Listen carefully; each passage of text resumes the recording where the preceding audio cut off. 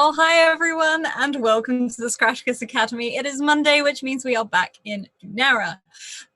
First of all, could you please check out all the links that are coming up in chat now? It includes our Discord, YouTube, you name it, it's there. You can also see the donations for this game over there as well. Also, a huge thank you to our wonderful sponsors in the form of Bird in the Storm and also Mageham Press, who we could not do this without. So please go and check out their links too. Otherwise, we will hop around and say hello as we always do, and we're going to start with the very lovely Jay or Jay Gons Gold. Oh, hi. Oh, hi. I am Jay or Jay Gons Gold, and I play Paula Packer. She is our dancer, she is our librarian, and we just got some very intriguing information about her father, who happens to be a seeker.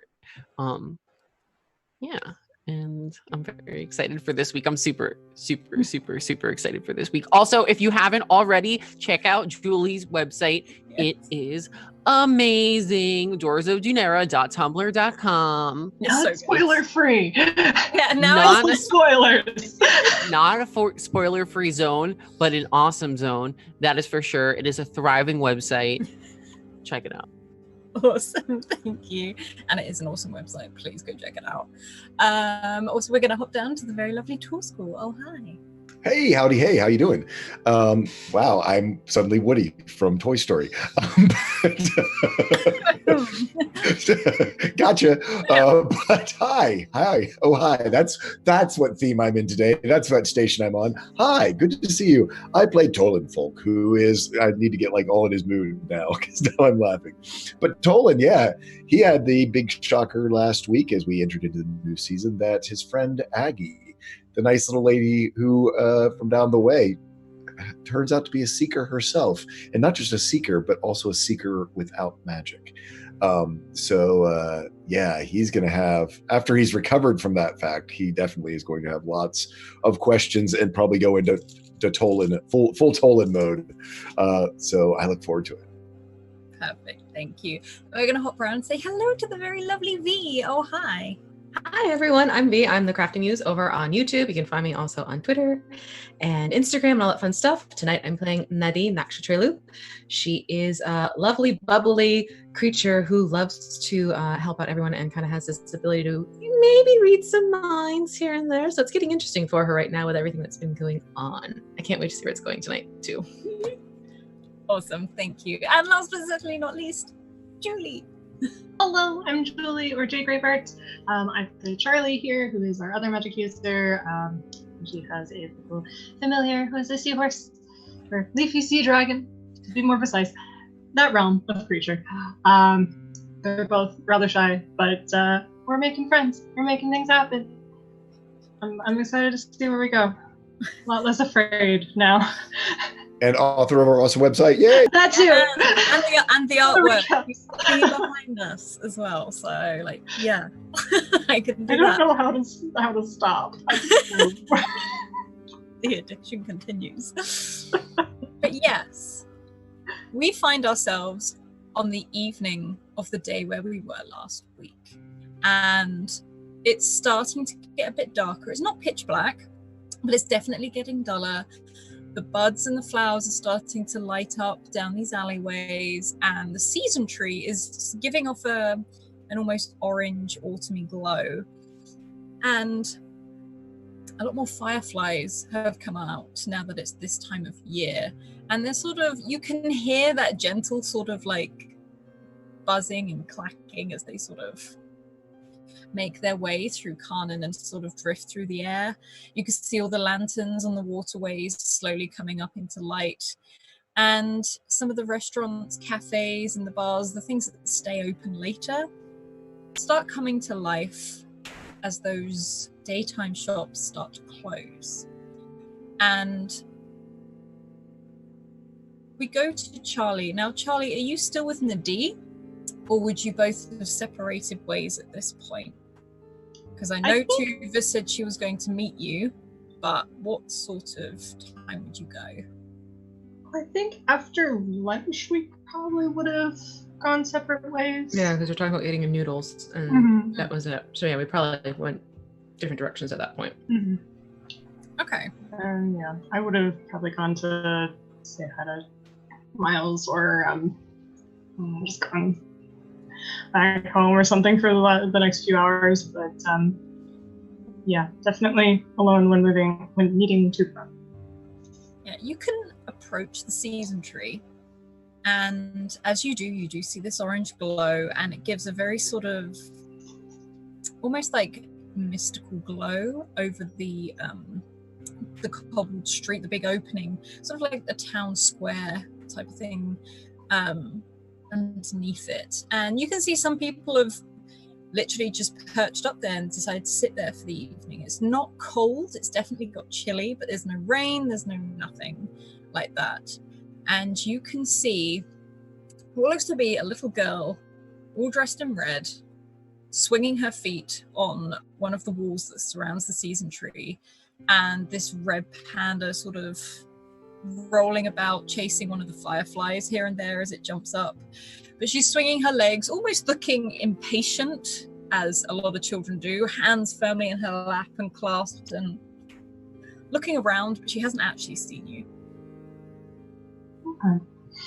Definitely smile, a tiny, very fond smile when I see her, and I just make my way up closer, and honestly just kind of out in the open, keeping an eye out, just see if there's anyone else that I recognize, but just casual.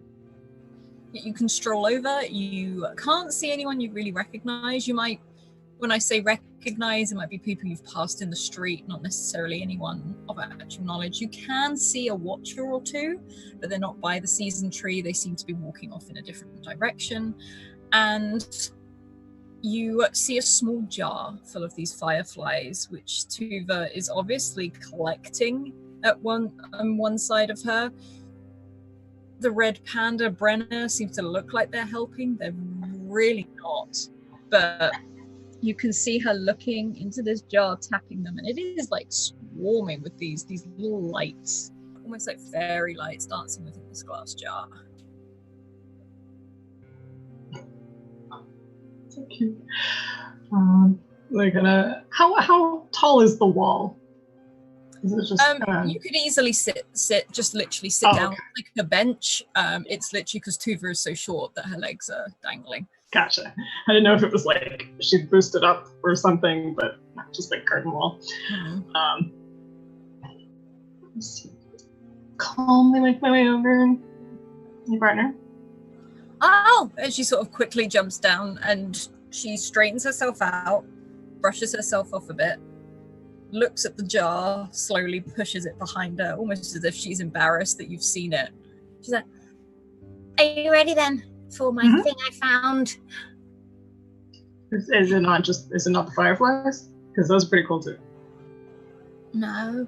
And you see her sliding them into her rucksack and closing the sort of the flap over and heaving it on her back, this little leather rucksack, which looks pretty battered. She's like, "No, we're going to go down to the dock area. You know, the lower levels near the tangle." Yeah. Okay.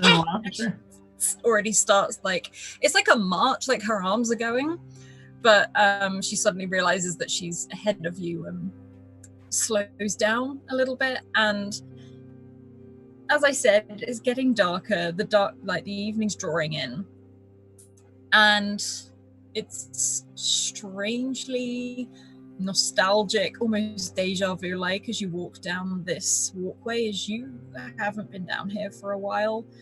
And you walk past Broom Bindings.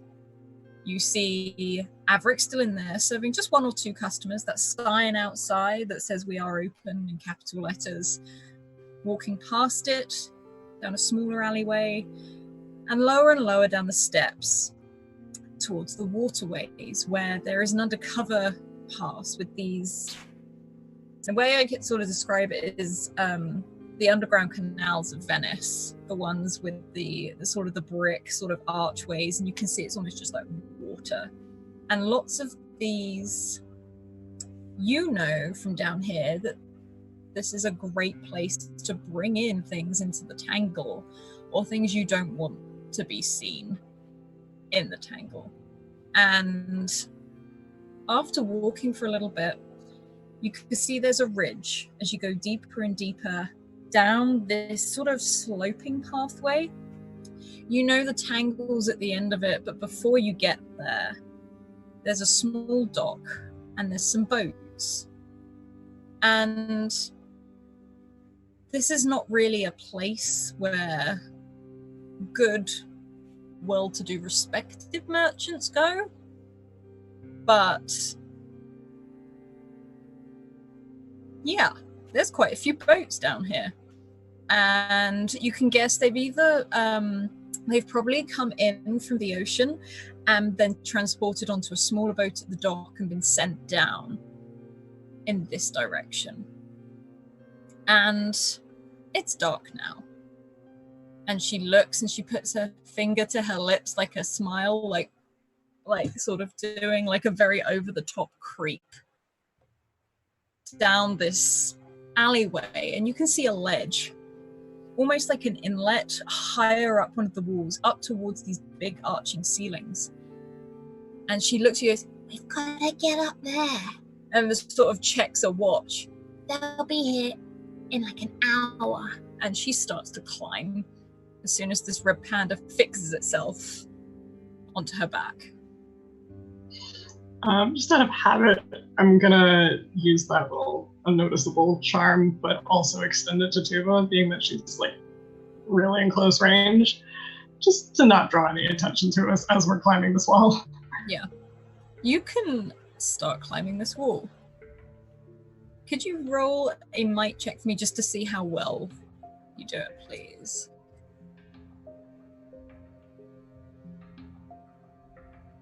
Okay. Wow, real well.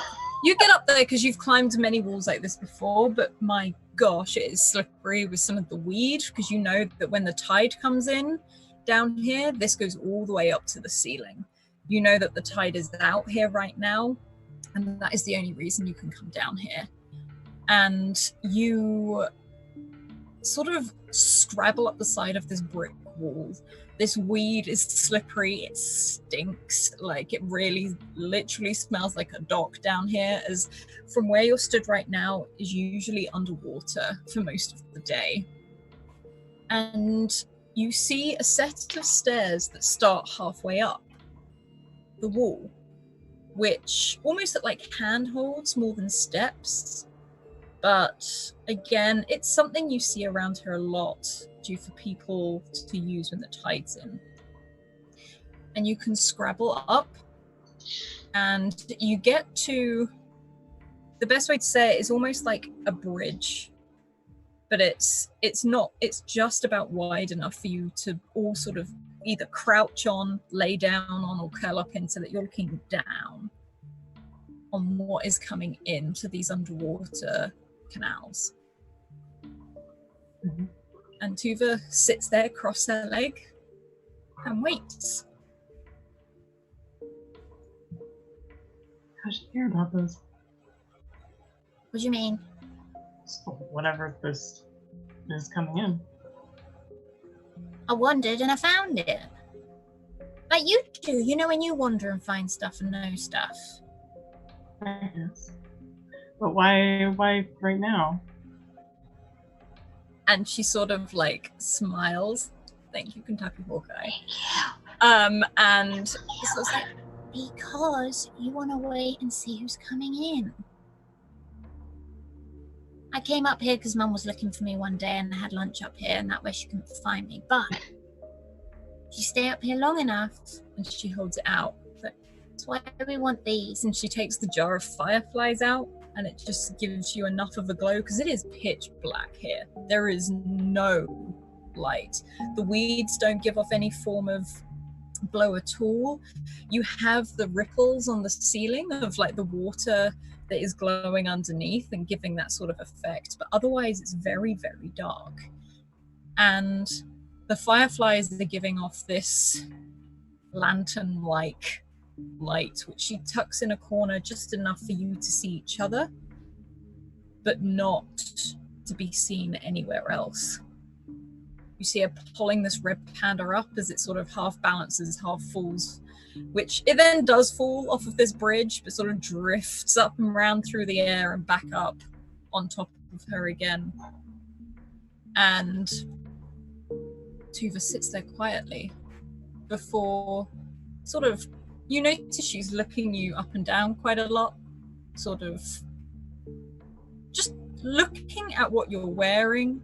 And you notice she's now wearing a denim jacket. If anything, it's still all of her red hood and everything like that, but there is a very small denim jacket that she has got hold of, probably acquired from somewhere. Is that?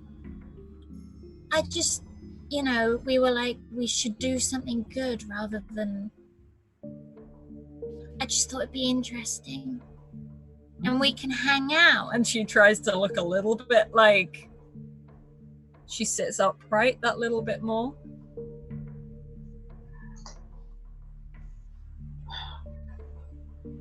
No, I don't mind at all. I didn't have any plans tonight. I swear it's worth it. No, I believe you. Mm-hmm. Al, just looking drips. around. Al just kind of like picks out, like drips out from around and just like kind of floats sort of between us, and not like going over to her per se, but just kind of looking around himself, and even glows like a tiny bit. Mm-hmm. Like that sort of purple staticky glow that it's almost like a neon light, but not as fluorescently bright. It sort of, you can see Al flicker. It leaves that tiny bit of a trail. Mm-hmm. You can see the red panda sort of approach it as if it was one of the fireflies, but sort of you hear Tuva make a sound and it slowly lowers its paw. And you see these boats come and go. Some of them are gondolas, some of them are people that you do recognize, and they're heading in the direction of the Tangle. These are people you have seen in the Tangle and don't usually see in the above city. you see definitely very dodgy looking merchants and exchanges happening and sort of whatnot, things exchanging hands down here. Tuva's legs are swinging, and she pulls out a sandwich, hands one to you before unwrapping another one from brown paper and just starts eating it. As this hour goes by, and soon, after about an hour, with a mouthful, she's like, "Look, nah, nah." And could you roll me an intellect check, please?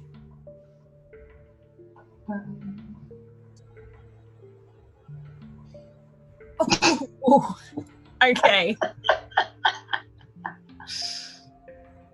Wow. I'm gonna get you to We roll. have all these lovely donations that you can call before you roll. I'm just looking. Charlie, you lean forward and you slip. Oh no. You slip off of this bridge. You don't see the weed that as you lean forward, your foot slips on. I need you to roll. You can roll either a might check to hold on, or you can roll a speed check to grab. Okay. I guess speed.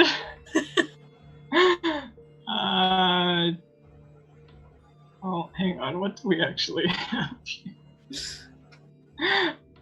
I'll roll with advantage. Because why not? With advantage, why not? I will do speed.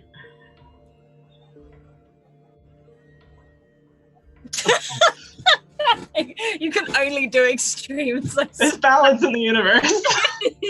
I'm not even gonna bother though.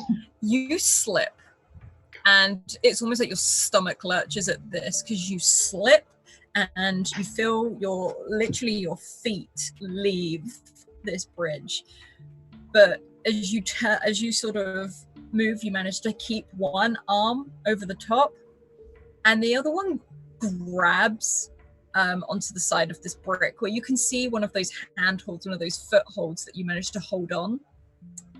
And there is a brief moment where your legs are swinging like full view of people who are coming down. If anyone looks up, you're gonna have a problem. Tuva has sort of reached out, going, "What are you doing?" Like leaning over the back of you and grabbing onto your jacket and trying to pull you like by your trousers, like back up. And as you do, you get pulled up, and you sort of find yourself sort of face forward looking down at this boat that Tuva has pointed to, where huge crates are being unloaded and sort of perched off at the side, starting to be stacked up as they come in. Now, there's a lot of crates, and I'm talking big crates. And you can see someone with like a checklist. As another exchange, you're too far away to sort of hear, but could you roll another intellect check for me, please? If it's a GM intrusion, I swear to God, Julie. Hey! We're back. From where you're hanging, you get the best view possible. As you sort of lean over that watery sort of light that ripples upwards, it reflects light onto these crates, as you can see a symbol whilst they're being stamped onto the crates. The symbol of a rising or setting sun is being almost burnt into the side of the crates. And you can see a watcher approach the boat, and not a smile, it's almost like a friendly curve of the lips and greeting, handshake, and there is some form of conversation that is going on between these two individuals. as more and more people unload these crates.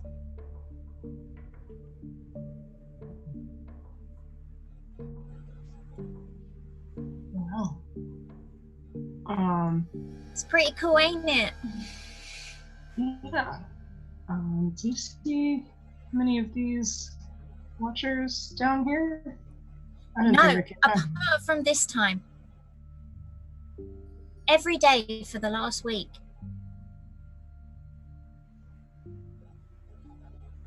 Wait, it's like this has happened every day? Like with the same. Uh-huh. Okay. I thought you'd want to see. I did my own sleuthing. And she's like, she Yeah, looks no. pretty proud of herself for this. No, thanks for. That's really interesting. Are there any further into the tangle? Like, I don't know. I haven't been in there since, I resigned. you're still allowed to go. Am I really? Yeah. Oh, okay then. And she sort of starts to shuffle and put like the fireflies back in her bag. So, what's this next bit, though? And I need you to roll another intellect check for me, please. And take care to not lean very far.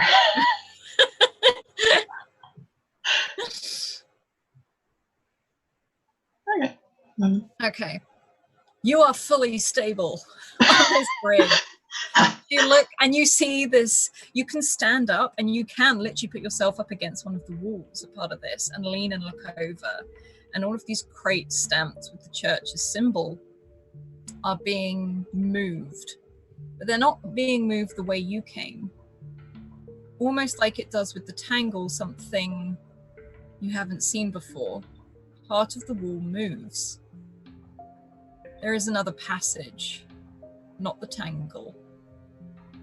But the watcher, after checking off the checklist, is joined by another through this tunnel. And starts ferrying in these crates.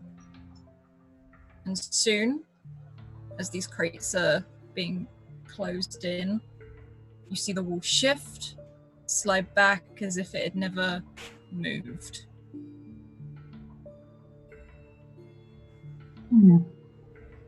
Any idea where that goes? No idea. Someone almost caught me last time, so I didn't try it.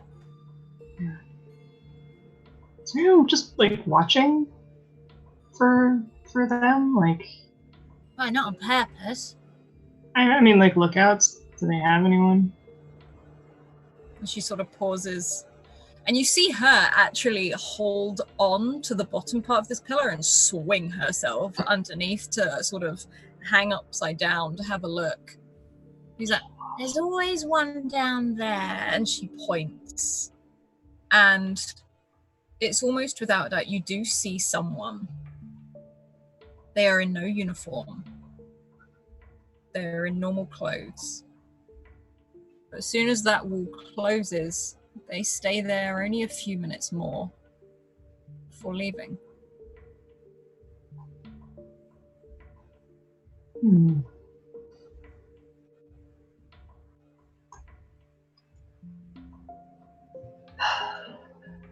Look, I've been meaning to check these guys out a bit more.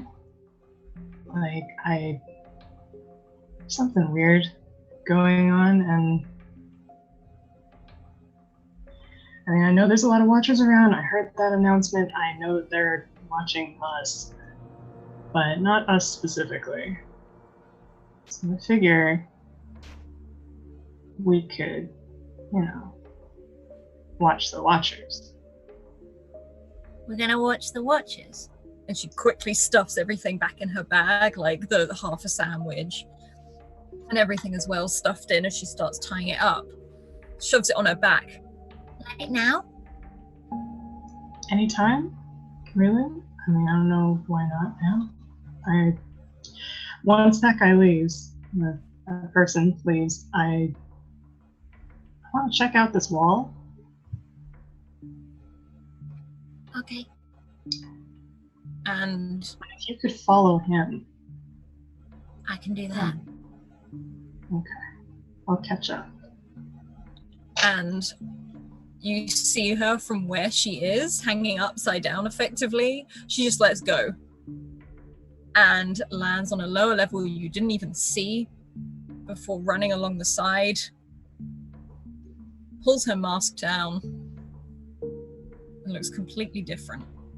As she turns her denim jacket inside out, the hoodie underneath she flips inside out, which turns to a sort of a dark purple. And she jumps down as this other person starts moving away. She strolls after them. What would you like to do, Charlie? I would like to do similar, in that I'll put my own mask on and look a little different. I already have darkish hair, but I'll just like pull kind of hood up over even darker hair and just I don't know, and not a whole lot different, but just not really recognizable. And same, just like make the jacket very plain looking, and yeah, I'll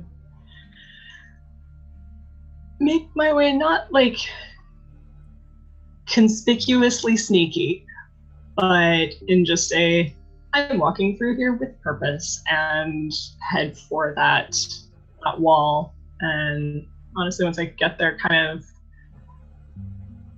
lean against it, almost like I'm tying my shoe, and just try and feel around the wall to see if there's any like draft or anything from an opening. Okay, can you roll me an intellect check, please?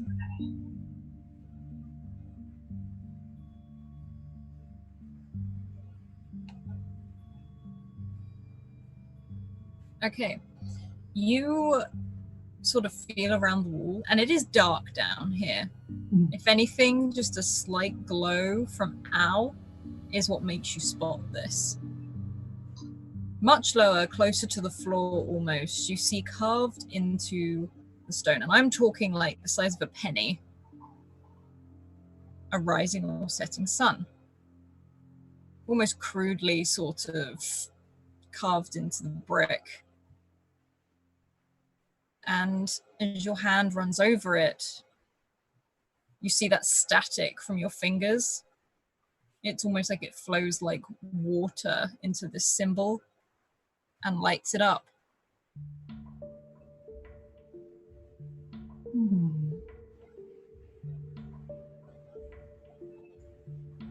I just kind of look around. Is anyone watching? There doesn't seem to be anyone watching. You can actually see quite a few people like leaning up against the walls all along, having a chat, checking orders. There's lots of crates along these walls as well. Okay. If I like press it almost like a button, does anything happen? The wall moves. And it doesn't, only you can see it move from this angle. It's almost like an illusion or a projection has been put in its place as this one disappears. So to anyone stood the other side, it doesn't look like the wall has moved at all. To you from the side, you see a dark tunnel.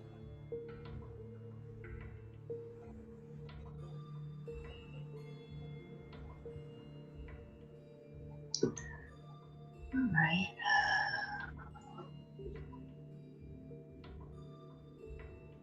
Let's see what they're up to. And I will do my same unnoticeable broadcast and make my way in there. What I'll do, honestly, is kind of just hold Al and almost like shutter the light. And we've done this before. If you just find a knock, where's a flashlight? hold Al almost like a flashlight. Yep. And as you step over the threshold into the dark, there is that glow, almost like a purpley blue glow from Al sort of seeping through your fingertips. You hear that wall close shut as it scrapes along the floor. And somewhere in the distance, you hear wind chimes. So, we're going to hop over to Tolan. And Tolan, you are currently sat in Aggie's at the table, having stew constantly dished up to you. You've probably had 1 or 2 helpings already, and it does taste pretty good. But she's still going. Aggie, Yes. you know how much I enjoy your cooking, but I'm about to pop. And you know if you keep putting it in front of me, I'll keep eating it. Well, it's good food. That's what it's designed For. And you can tell she's not nervous, but she's doing it almost absent-mindedly rather than how she normally does it. He sort of takes her hand and guides her to sit there at this small table on the cushion that sort of gets her up so it's high enough that she can be at the table. Mm.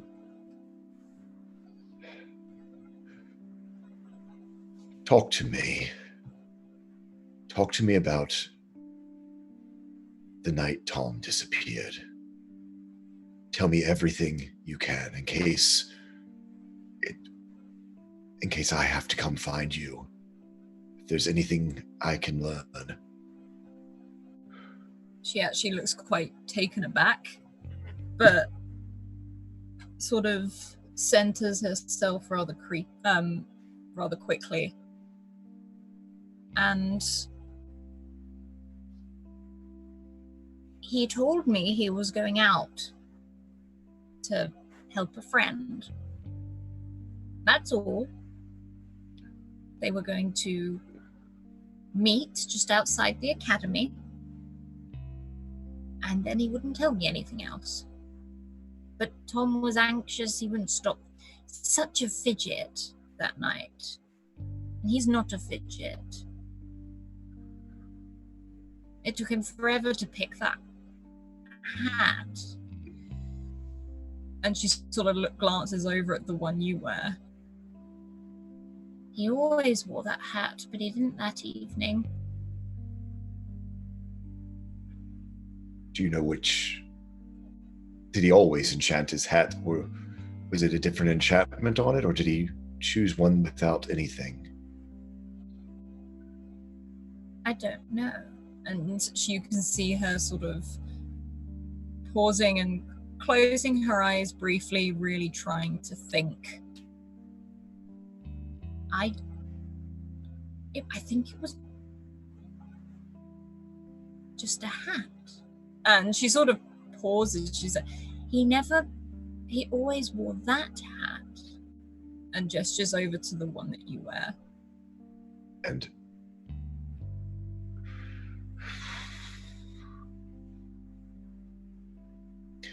you said the church was somehow involved in all of this, yet they were going to the academy. No, they were meeting at the academy and then they were going to go to the church. Whether they got there or not, I don't know. Do you know who he was meeting? He wouldn't tell me, but I do suspect Edric.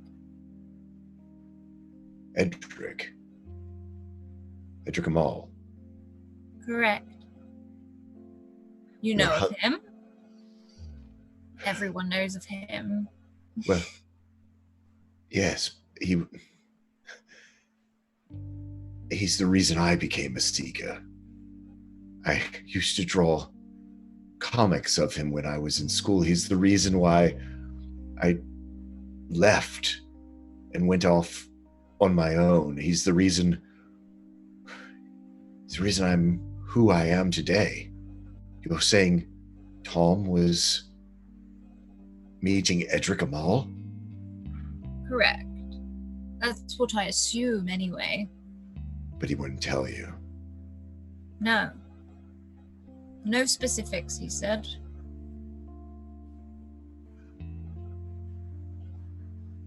The little bit I know of Edric, and we only met once or twice, sort of passing, as seekers often do.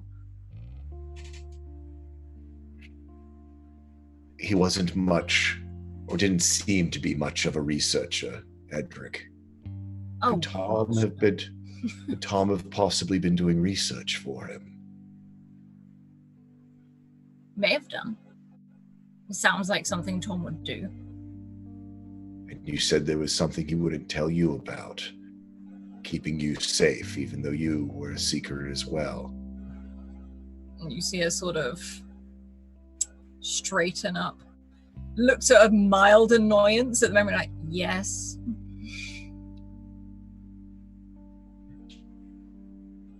So there was something so frightening or dangerous, or he went to the greatest seeker of a generation with it. Not to say that you weren't, but... She smiles. Well, when you care about someone, you can be blind to allowing them the belief that they can take care of themselves, because we all know seeking does not come without risk. And you are his greatest possession, his greatest gift, his greatest thing in his life. I know it must be true because, well, now that's what you are to me. And she pauses and looks at you. As if she's thinking on something else for a moment. Greatest magic using seeker. Yes. I stand corrected. Well, but it might have been critical to what he had found.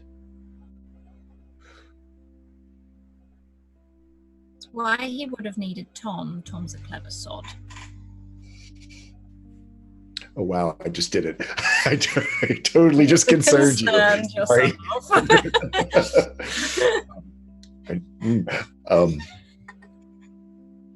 It's so there's so many things that have seemed to come full circle.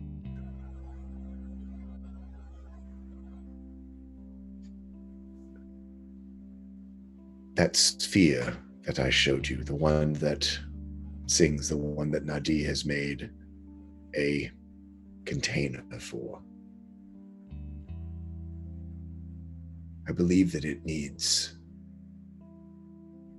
magic, and most likely a seeker's magic, to understand fully. I know a little bit of the language of the Inakwe, and it seems to respond to that, and for some reason to me. But She pauses again. There's a great many things in this world that you don't need magic for, but magic chooses you instead. yes. Colin, before you lost your magic, you went so many places where it is rich.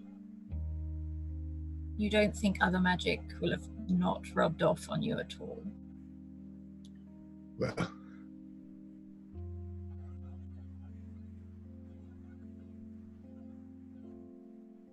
I feel that it has. There are days, there are good days, that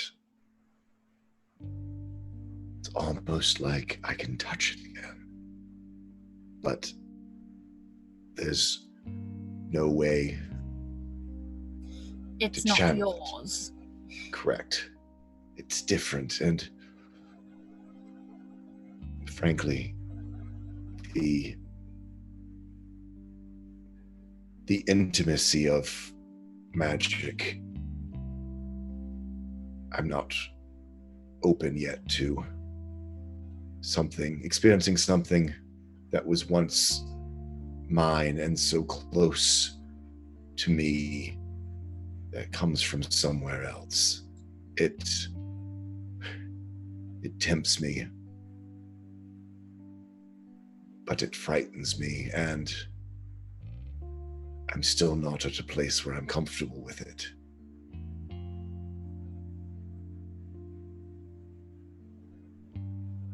She just sits a moment. You don't have to be comfortable with it. I know. Comfort is a luxury. And she sort of tilts her head, not in disagreement, but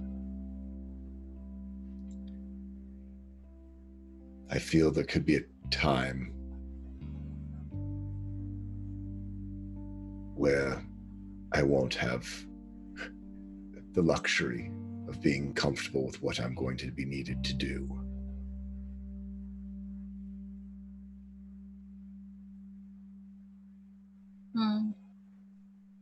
And again, she looks over. Did you bring the compass with you? Yeah, he pretty much has it in his, and he has that jacket with the big pockets on it. In fact, he's probably been sort of actually fidgeting a little bit with it, wanting to ask, but not quite sure how to bring the conversation around.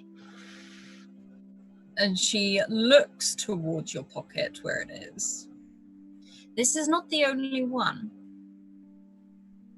There is more than one. In fact, there is multiple of these, and he pulls it out. Yes. And as you admitted, was not Ivan's. Was it yours, or was it Tom's? They're not anyone's, really. They belong to the world. What is this?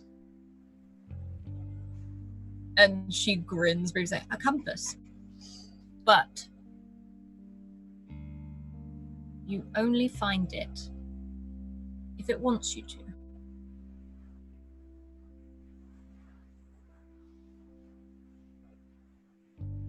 It points someplace, or potentially a different direction for each person.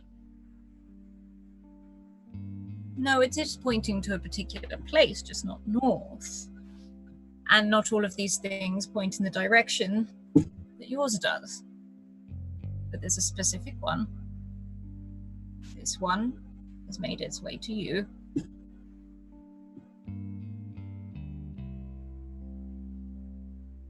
So, follow. The one I had, I don't know where it is anymore. This was not mine. Interesting. But it found you to then in turn find me. This one did anyway. Well,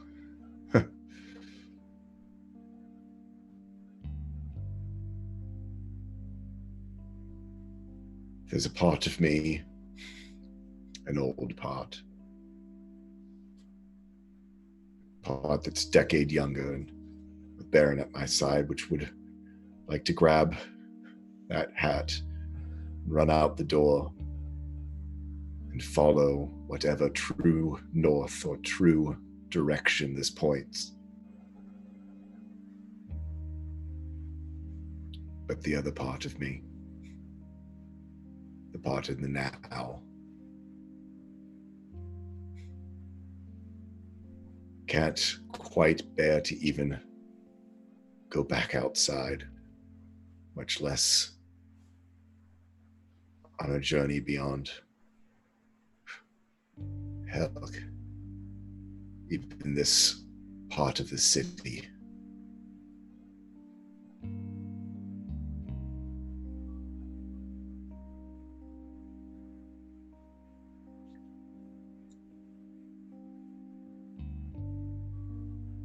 I did that. It's awful. Don't do it. Lock yourself away for a bit. Difference is I didn't have a bothersome little old lady to drag me out. Oh, and drag me out you have. I did. And she looks quite proud of herself and taps the compass. Whether it be you look after it, find what's at the end of it, or just research it. It's here for a reason. Same as the others are.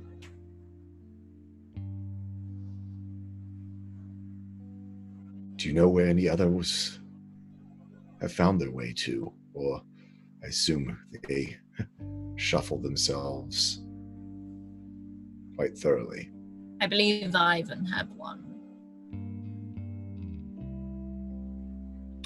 I'm still surprised he gave up that sphere to me. But as you say, some things find the way. Ha! And she sort of like pauses. You say it speaks to you. It does. What if it told him to do it? I've experienced stranger things when I was adventuring out in the wastes and the ruins. It reminds me of a place, an ancient place that I had been, with rock carvings that look so similar to the ones upon it.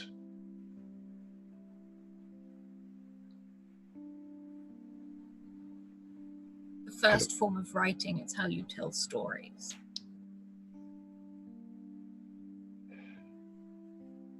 Stories are very powerful things. Some wield them with no understanding of the incredible power that they have in their command, while others timidly squeak out one or two words of a forgotten tale and change entire cultures. And then you have the others who understand their power and lock them away so that no one can benefit from them but themselves. Stories have a way of coming back, even if they are locked away. It's what people like that never understand. The stories are bigger than themselves or the vaults or their churches. Stories will find a way. And she smells again. That's why I haven't read any of these books. Knowledge is dangerous, knowledge is power. It's who you give it to you need to be wary of. I understand your concern. It concerns me too. That's the other path that lies before me.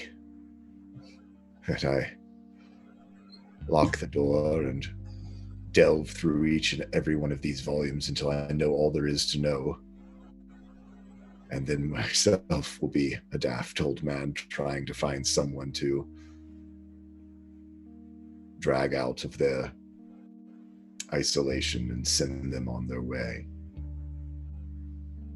And unfortunately, I know who that would be in my case. I can't bear to send him out into danger on his own.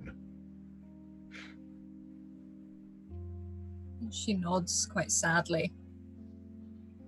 And there is a moment's silence as she takes a sip from her tea and places it back, sort of clinking down on the saucer. I've decided I'm not going to go see the seers. Do you think they'll come for you? They might. You spoke of the night of the announcement. There was protections upon this house. Yes.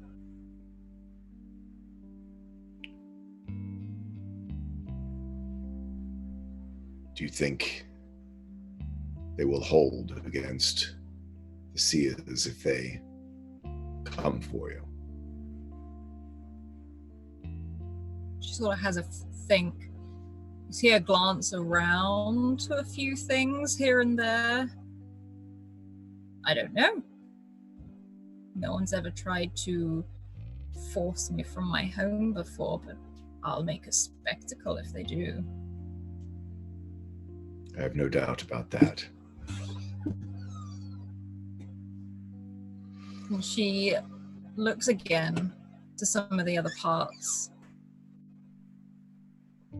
I am well protected.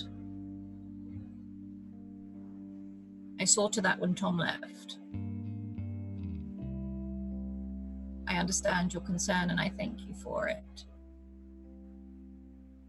But do not get yourself into trouble at my expense. It's exactly what I would say. And I know exactly what you would do. So let's just pretend as though we're both going to agree to that and know what's really going to happen.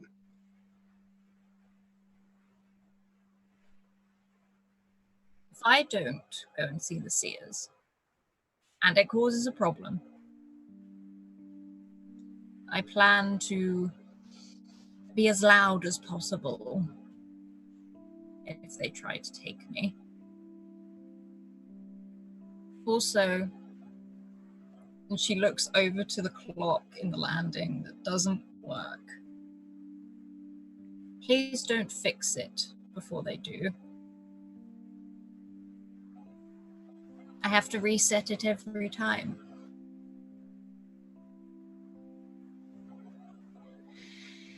I should have known.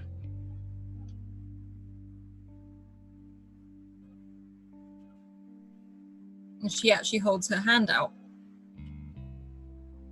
almost as if to shake yours. I promise to call on you if I get into trouble, or if something doesn't look like it's going to go well. If you do exactly the same for me. Deal? Puts his hand out. Deal.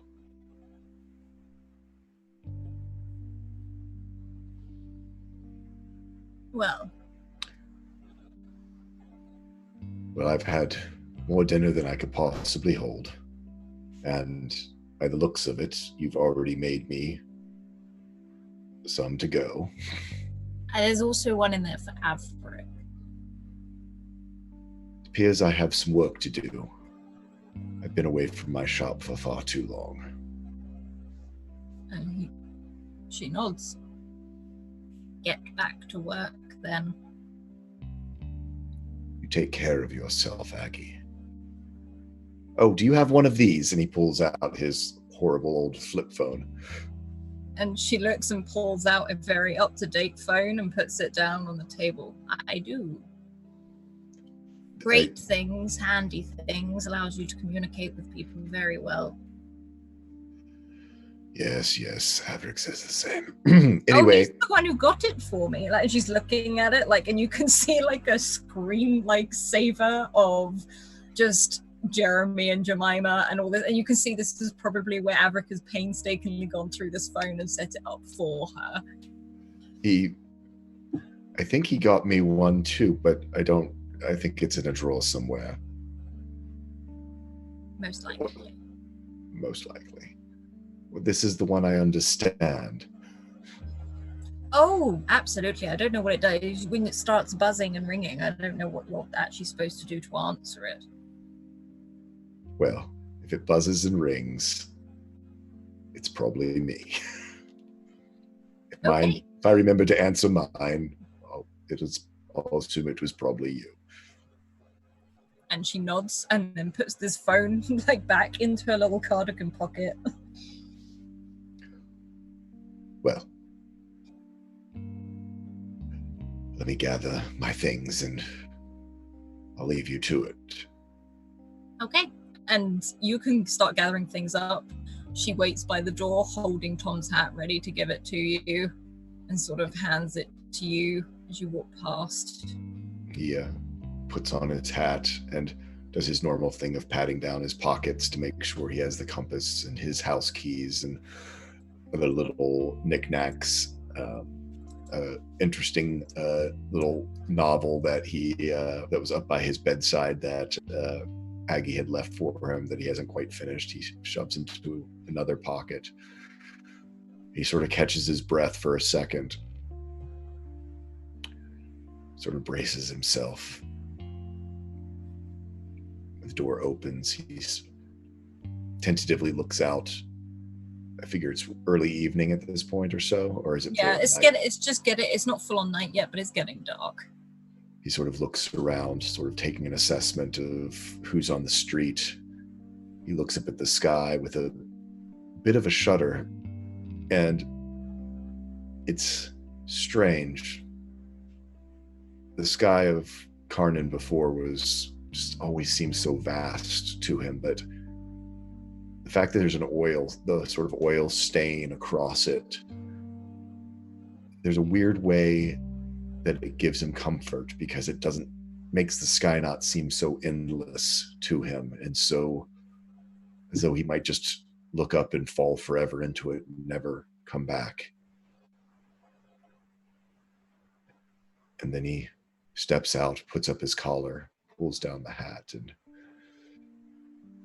Tolan Falk, the Blightbringer, heads back to his shop to get to work. And on your way, before you reach the door, there's something that catches your ear. A song, a chant. Nothing like you've ever heard before. This does not sound like an Anarque. This does not sound like the orb. This is something different. He's going to listen and first look around and see if there's people around him. You roll an intellect check for me, please. Sure. I just saw the hearts on our map. Yes, that's exactly what I've just seen. Thank you. So intellect. And so for this, yeah, it would be. I'm not going to use. I'm going to use something for the next one. 15. Okay. On that, you stop for a moment, and the song you hear actually sounds like a voice. More than one, in fact, many voices. It's like it drifts on the wind, on the breeze in Karnan. And it's very musical, but low and deep. Tolan would like to focus on that sound using my focused skill, which does make me not aware of all the other things around me, but just fixate on the music to try to see if he can track it down. Okay. So another intellect. Yeah, just roll intellect just to see how much for me. On that one, I'm going to use one of my successes. Okay. My other successes. Thank you for the donations, everybody. You sort of close your eyes briefly, almost like when you listen to a Narque. And it's like you can hear the direction. It's like you're following the breeze itself. And you can feel the song more than hear it now. It's almost like it's sending vibrations throughout your body like a tuning fork. And you can sense it almost manifesting as a shape. And it's walking towards the season tree. Okay. I'll tell you what, I'm going for a bio. I'll be right back so you can have a think. Yeah, okay. There's a thing walking towards the season tree. Yeah. What you gonna do about it, Mr. Thonser? Oh, I know what Tall Squall wants to do about it. I got to figure out what Tolan's going to do about it. Oh, I'm thinking. See, I think I'm going to go with the fact that his research skill at this case has him going. This is a curiosity. Hopefully, doesn't kill the Tolan. Then it's time to. That was Alice would Oh, never. She Oh my would God. never. Oh my God! Can I tell you? I totally did concern. Not even thinking about it, I did concern. It was like, mirrors. The worries. Giant shout out to Miro Shadow. Yes. Such generous donations all throughout the stream tonight. Thank you so much. Thank you so much. You are amazing part of this community and of our story because I just got a success. It means Tolan knows what's happening. No more in the dark. So while I did it again. So while I was thinking, So while I was thinking, while Tolan again being out in the open, it's still some light out, and I assume as early evening is, probably there is a bit of folks out in the street. I think in this case, his research ability, which normally I use to help him, which also is very much his eager to learn and kind of curiosity, doesn't kill the Tolan. I think he's going to try to at least observe as much as he can from a distance, and also trying not to draw too much attention to himself or to it. Big thing is, are other people reacting to it? Is it just Tolan? You can't physically see it. It's almost like you feel it. You can feel it. It's like it's just walked right past you. Okay.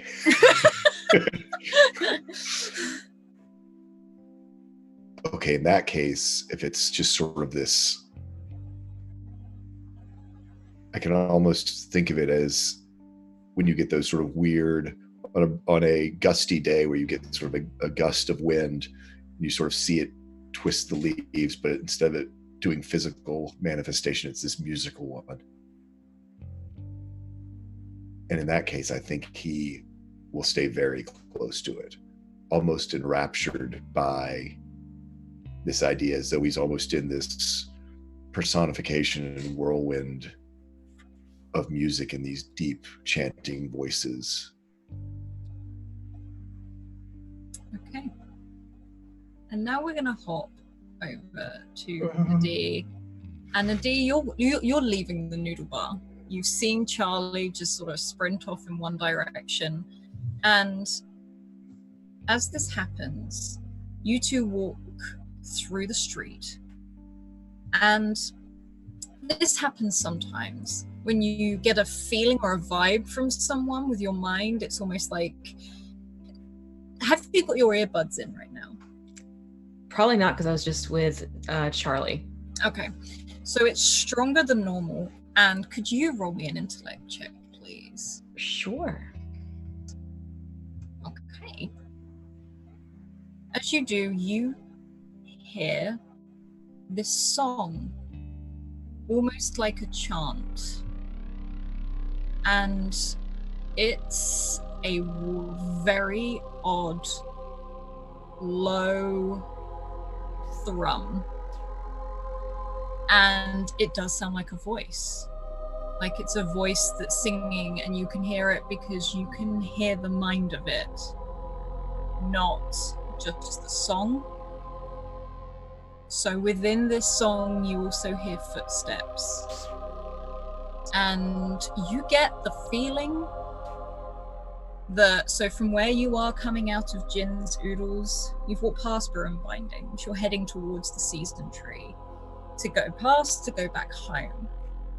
And you get the feeling that this in particular, this manifestation, is approaching the season tree, but from a different angle. And could you roll me another intellect, please? Sure. Could I add in supernatural identification that I have? Yes, go for it. Okay. Put that in. Woo! Yes.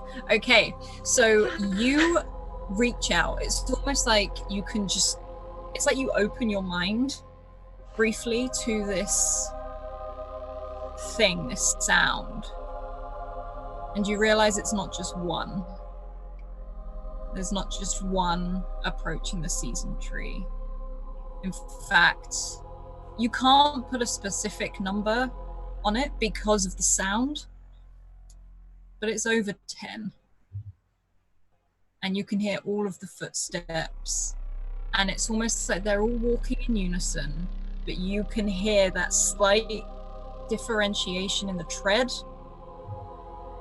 And you feel a sense, literally, of the supernatural. And this magic that sits in the air just feels intense, where these things are coming from. And could you make one more intellect check for me, please? Okay, sure. Okay. What would you, are you continuing to approach the season tree? Would you approach it? Because none of them seem to be coming towards you. They literally seem to be going towards the season tree. We'd definitely probably keep distance but head towards it, because this is, like, for Nadi, this is just, she's going to be a moth to flame with us right now. Absolutely. Okay. You walk down some of these alleyways, the narrow ones. There's still like people out and about doing their thing in the street. You can see bars open, but it's almost like that is mute to you now. It's like when you hear things underwater where it feels stifled, and this sound is taking over. Like you hear it far more prominently than you do anything else. And you can follow it as it gets louder and louder. And you feel as though there is a brush against you, as if something walks past you and keeps moving. No one else seems to react to this. No one else seems to feel this. And as you do, you look down and you can see where those autumn leaves are moving in the direction of this song and this breeze, almost forming footsteps, wet footsteps on the path in front of you. Some of them aren't wet at all. It's like they're stepping in sand. Others you see snow, but these footsteps appear and then it stops. Off to your right, down another one of the small alleyways, it's noticed you're listening.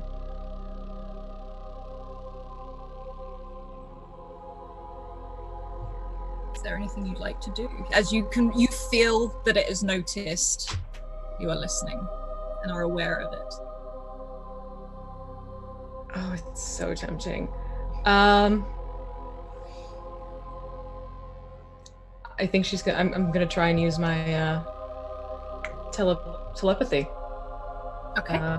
Do my telepathic with. Let's see here. So it's telepathic. It's a +1 for intellect. Just automatic, or it's an action. Roll for me, please. Okay. Okay. Ah, shoot. Okay. You can't, as you reach out, you can't hear anything other than this chanting gets louder and louder. But because you focused on it, you can see it. Stood in front of you at the end of this alleyway. It's almost like a silhouette, and it stands 8 foot tall. This thing is big, and It's almost like some of the glow from the vines around it are reflecting off bits of it, giving you this gesture of how tall it is. It's strange. It's almost humanoid in form, but this is too tall. It wears a long wooden mask, which it tilts its head to look at you. There is red and green sort of smeared over this mask. You're not sure whether it's paint or whether it's like berries or something more natural rather than actual paint. This mask itself has very dark and deep set eye sockets, so you can't see anything behind this mask. It wears sort of almost like a tangled mass of furs and branches and leathers, and huge antlers spread from the top of this 8-foot creature.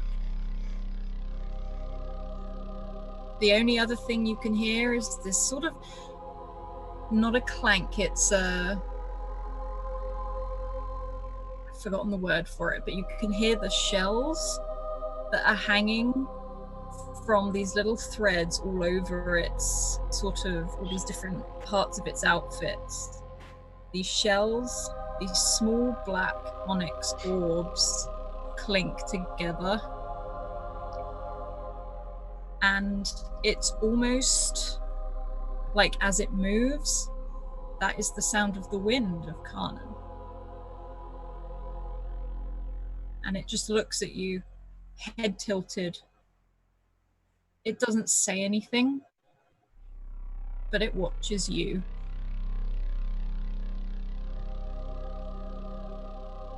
Oh boy.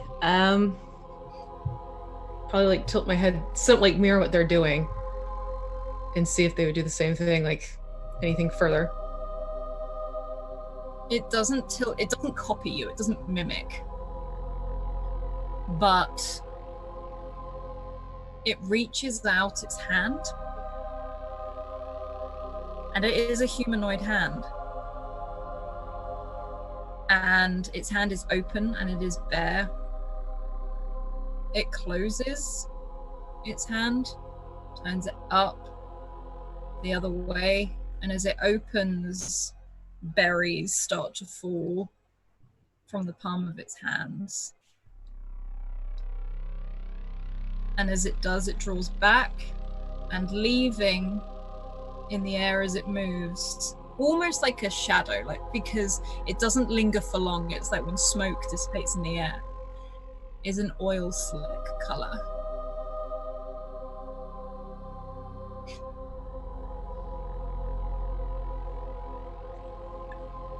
Oh. You said I walked past Bruin Bindings, right? You've walked past Bruin Bindings. The one thing I will say again, because of your feel of everything, you feel nothing from this, and by that I mean you don't feel kindness, you don't feel hostility, you feel nothing coming from this creature. It is completely devoid of any emotion.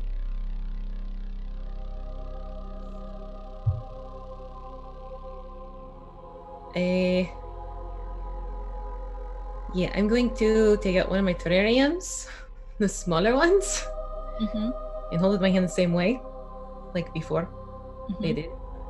Close my hand around it, turn it down, and then gently place it on the ground and stand back up, my hands like this, and back away, heading back towards Bruin Bindings. As you raise your hands up, you notice it tilts its head the other way and does copy you and puts its hands up, and in almost those oil slick colors on the floor manifests a small terrarium which glows at the center. Sorry, I'm trying not to react to Jay's face. Oh boy.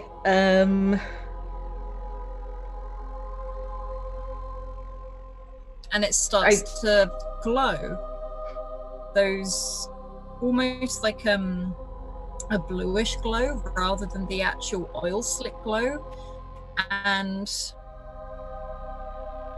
the sensation you get from this is that it's beautiful.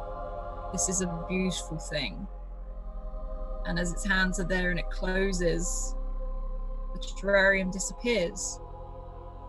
And it turns, and you can hear that shift in on the ground on this cobbled street. You hear that shift of leathers and furs and branches almost scrape along the floor as it turns round and walks away. Nope. Like backing up. And as soon as I'm like not in visual range of these feelings and everything, I am running. Hooking it, yeah. Like you're not that far from Ruin Bindings, like you passed it on the way, so you know the direct route already, and you can sprint. And you don't, as you sprint away, the music becomes less and less. It's not as interesting. You start hearing the people again, like the people just on the street talking at the bars and things like that. And you can arrive outside Ruin Bindings. You can see Averick is still in there. There aren't that many, there's like 1 or 2 customers left in there. He's wiping down the table. But you're currently outside. All right, I'm gonna open the door and go in, and it's like door flings open. Bell's probably like clanging like crazy. Oh, you're right, Nadine. Yeah, no, not so much. We're stolen. I think he's at Aggie's. He's on his way here. No, he's somewhere. I mean, I could message him, but whether he'll get it or not. Yeah, it's the problem. He never checks the phone. I mean, I'm not one to speak. I just got mine, but still, something happened at the tree. There's something weird happening at the season 3, and it had it glowing and the slicks and songs, and it's invisible. No. Nadine, calm down. What? There's something at the season 3. They're things. They're music and wind, and the one it had like garbs on and crazy mask and antlers, and it opened its hand and it had berries that fell out of its hand, and then it made a terrarium after I showed the terrarium, and it leaves things in the air like above in the sky, and there are lots of them. And he looks at you. You can see the last person open the shop door and leave, and as he does, he follows them close. He drags that sign in, closes it, shuts the door, and you can see him locking up. He's like, there's some weird stuff happening in Carnan right now. Yeah, you think? It's like, we'll try to get hold of Tolan. That's what we'll do. Tolan will know what to do. And he sort of like walks over to behind the counter, and we'll hop over to Pola. And Pola, you're leaving the academy. Matthias is with you. And it's not dark, but it's getting to that dull sort of time of the evening where all the lights are coming on, and it's just the evening is starting to settle into itself.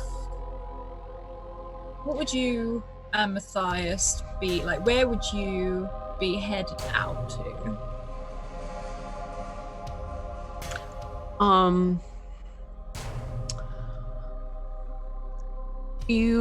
So Matthias, I've never been to your noodle place. You've never been to Jin's Oodles? No, never. Well, then let me tell you, you're in for a treat. That is where we're going. Come on. On it. It's my treat, I swear. Come on. And I'll follow Matthias. And you walk for a bit, and he's got this big smile on his face, and he's like, okay, so I don't know which one you've tried yet, but you've got to try this one and this, and he starts listing off all of these ingredients and all of these things that are like all of these different things of the menu, and he's like, Jin is so nice, honestly. Of course you know that already. Yeah, no, it's fine. And he's again starts walking. He's sort of walking just that tiny bit faster than you because he's leading the way. But I need you to make an intellect check for me, please.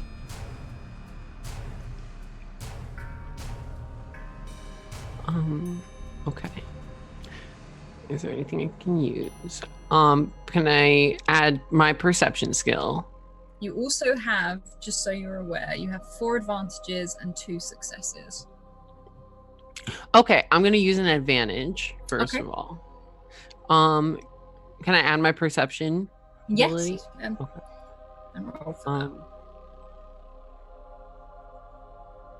Wait. Oh, I just have to. You see, I still don't know how to play this game. Okay, and then I just do that twice. I'm just gonna do that twice. Yeah, just do it twice.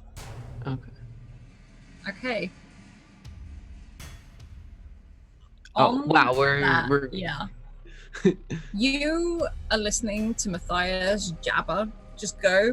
Like he's talking, he's rambling about noodles and he's rambling about this great food and this great broth.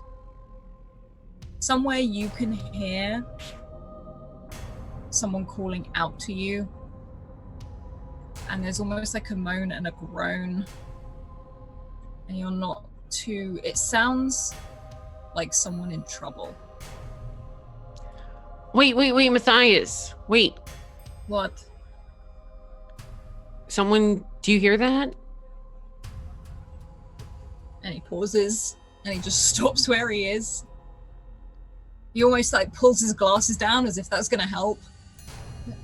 I can hear something. What is that? It kind of sounds like someone's in trouble. It's not. And he pauses, and you can see Sophia crawl out from underneath his jumper. And she starts sniffing the air. And you do hear these cries. And they are coming from one of the little alleyways. And it distinctly sounds like a person crying. Oh no, someone's in trouble, I think. Oh, okay, then we go help them. Yeah, I think Yeah. I can hear it. And you can hear a very broken voice just saying the word help. And you can go down some of these alleyways and you can see the buds and the berries that have lit this. This isn't a place where there's restaurants or coffee shops or anything like this. And you head down here in this darkness, and Matthias is sort of walking by you, Mark slightly ahead. He can hear it too. And he's like, hello? And Be careful, Matthias. what do you mean be careful? You don't know why they're screaming for help. Good plan. And he just sort of like makes that connection. And you walk down here for a little bit until you see another inlet. And there is someone laying on the floor. And their narcotic is laying next to them. Could you roll an intellect check for me, please? Okay. You have advantages. You have advantages. You have advantages. I'm gonna use an advantage. Mm-hmm. This I can be a don't- perception again if you want. Okay, I'm gonna do that then.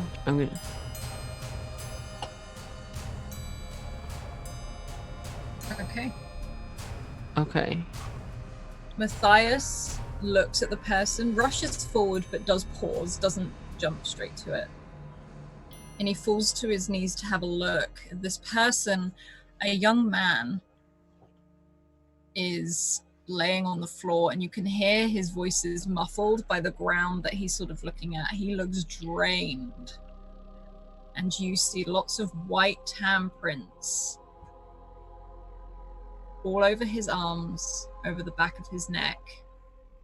And you see the same manifesting very slowly on this inarc way that looks like it's almost like asleep, like tired, like worn out. It doesn't look hurt. It looks tired. as this The Dunera shadows. lays there. And he's like, wait. Who? And he sort of gently reaches out and touches this person who sort of moans like help at him, holding on to them. And he takes off his jacket and puts it over this man that is there. He's like, okay, it's okay, we're going to help. Who did this to you? And his hand sort of manages to point back in the direction you came, and you see this shadow looming around the corner, walking away from you. He's like, my brother. He went after my brother.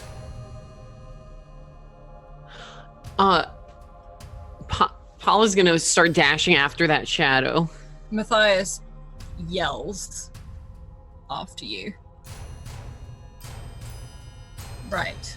I need you to roll me an intellect check, please. Okay.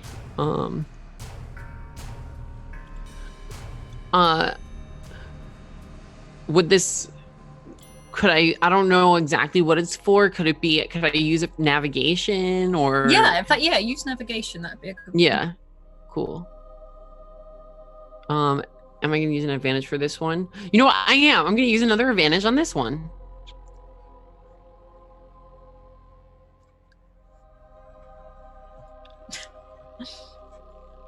Okay. You round the corner, you hear Matthias yell after you. And down the other end of this alleyway, you see this shadow sort of lumber and drift and walk down to this other alleyway. And Matthias, you can hear him yelling at you, saying, come back! Like, as he sort of screams after you. What do you do? I'm gonna scream at the shadow and be like, over here! And I'm gonna keep charging towards the shadow. Okay. You keep running towards the shadow and you yell. And it's, as you go down this thing, it's still only really lit by the buds and the flowers down here. And you can easily catch up to this creature.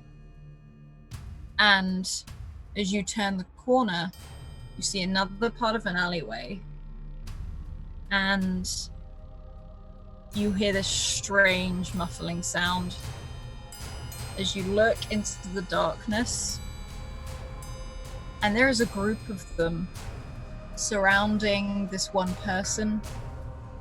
There's about 15 or 16 of them. And they turn and look at you as you yell at this one.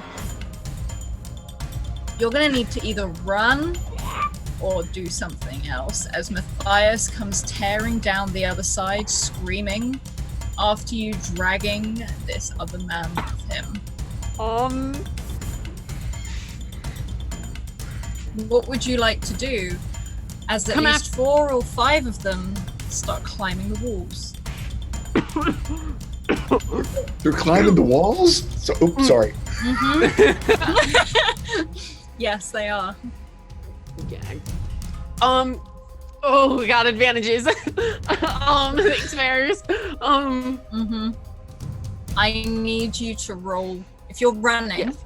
I need you to roll a speed and an intellect, because this is one hell of a maze of alleyways. Come after me, you fuckers! Roll for me. And I'm gonna roll for can you can use navigation again. Okay. And remember, you can also spend from your pools.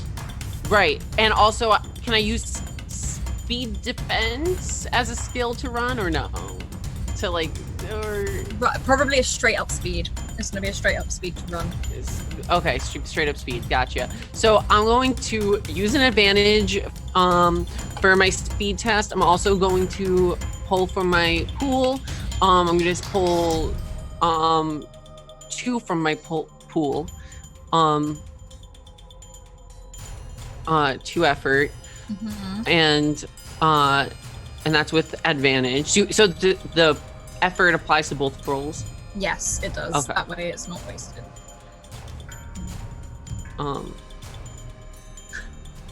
Okay. And then for navigation, Yes, please. I am going to use another advantage, and I'm going to also use 2 from my pool as well.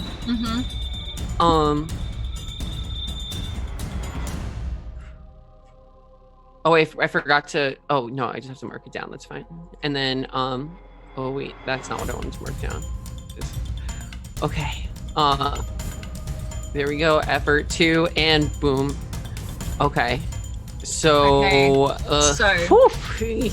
You run real fast. Yeah. You sprint as you yell after these things, and you can hear. It's not the hissing; it's the sniffing. You can hear as they start following your scent and your yells.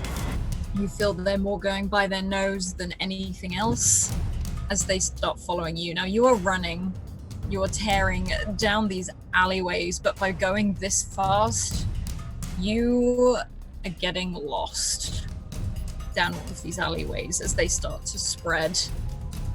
Almost like one huge shadow spreading across this wall and through. You can hear Matthias somewhere yelling for you, and you sprint, and they're getting closer, and they're not quite getting in like your reach because of how fast you were running, but you are going faster and faster, and you can hear the scurrying as they start moving around the walls. You can see them. You can see one of them is on the roof and sprinting towards you, and you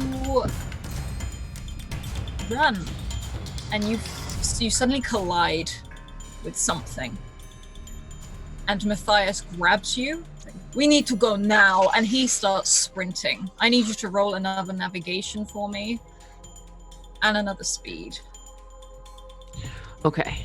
I have more advantages. Thank you so much, Mirrors. You're amazing. And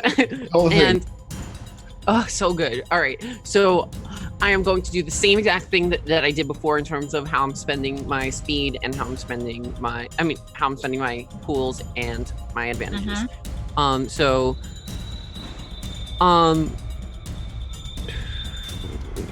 Okay. And as Paula's running, she is, like she's a dancer, so she's like probably like flipping over stuff and like doing all kinds of like aerial jumps, and she looks like a badass, let me just say. Oh wait, did I?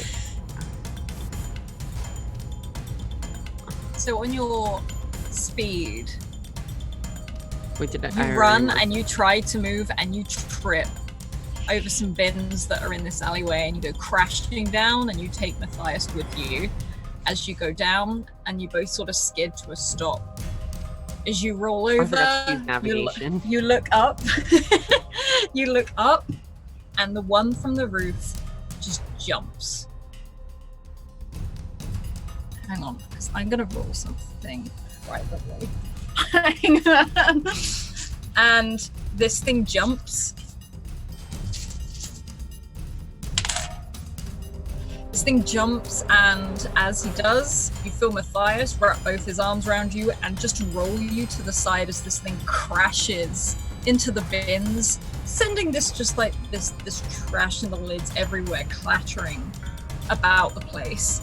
And you are dragged up to your feet once more, and I would need you to roll one more speed and one more navigation as Matthias drags you to your feet. This is it, Matthias. Let's lose him. You've got to. I'm spending. Well, okay. I'm actually going to use my. Wait, do I need to do a speed and an intellect? Yes. Okay, I'm gonna use my auto success on the speed Yep, you can sprint. and Intellect. What are you doing intellect with that? navigation. I have to remember to use my navigation this time. Navigation. I'm spending 2 from my pool, and I'm using an advantage.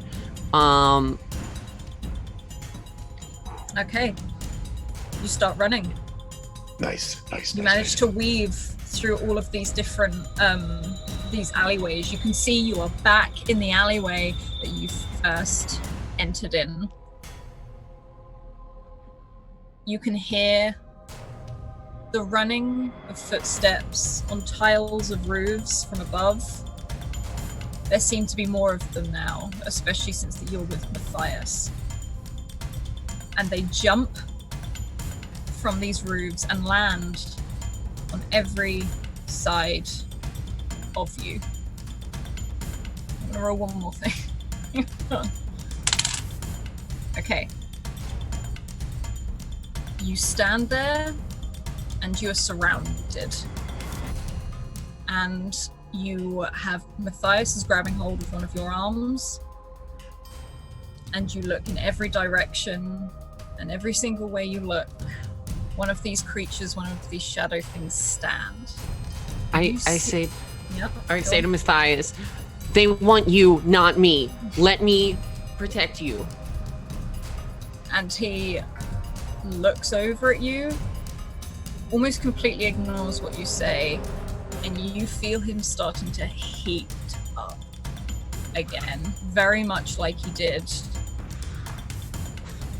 at the announcement. But we are going to hop over to Charlie. And Charlie, you are stood in this not alleyway, but this tunnel. And it's very, very dark in here, apart from the light that is coming from Al. And you can hear those wind chimes somewhere in the distance. What would you like to do? Well, before I go much further, I'd like to kind of inspect the door that I came through. Is there a similar kind of device to it on this side?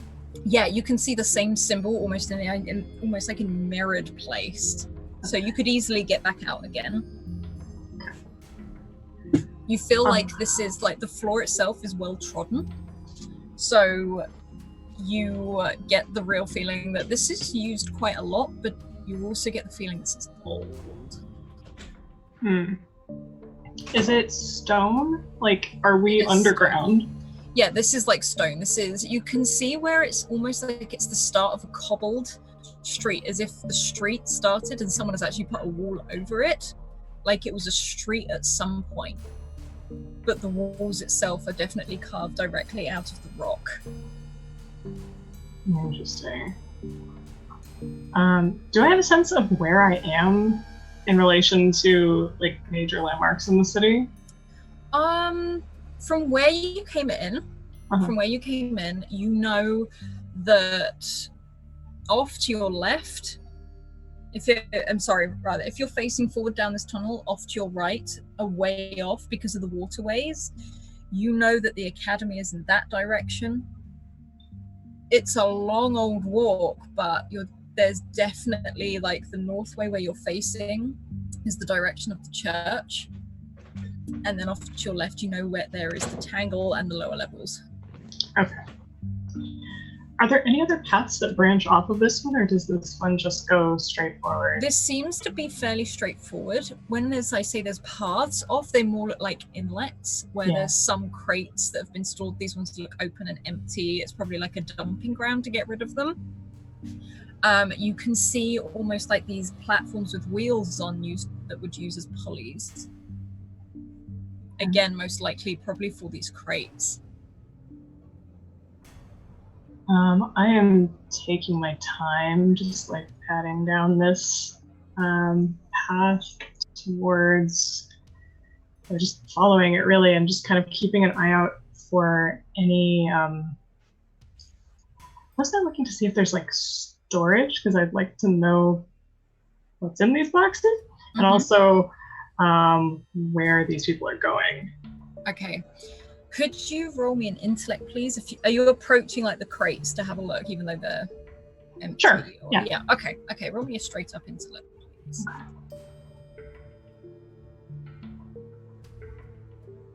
Okay.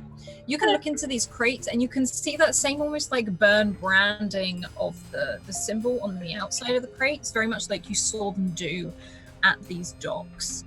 And there is also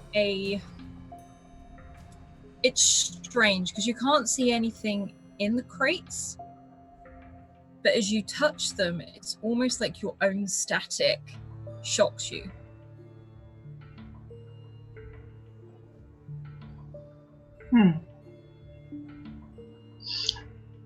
Like, as if they could be used as a container of similar magic, or that the box, like, it's more like it's radiating. Yeah, it's more like it's radiating off it, not that it's used to contain something of that.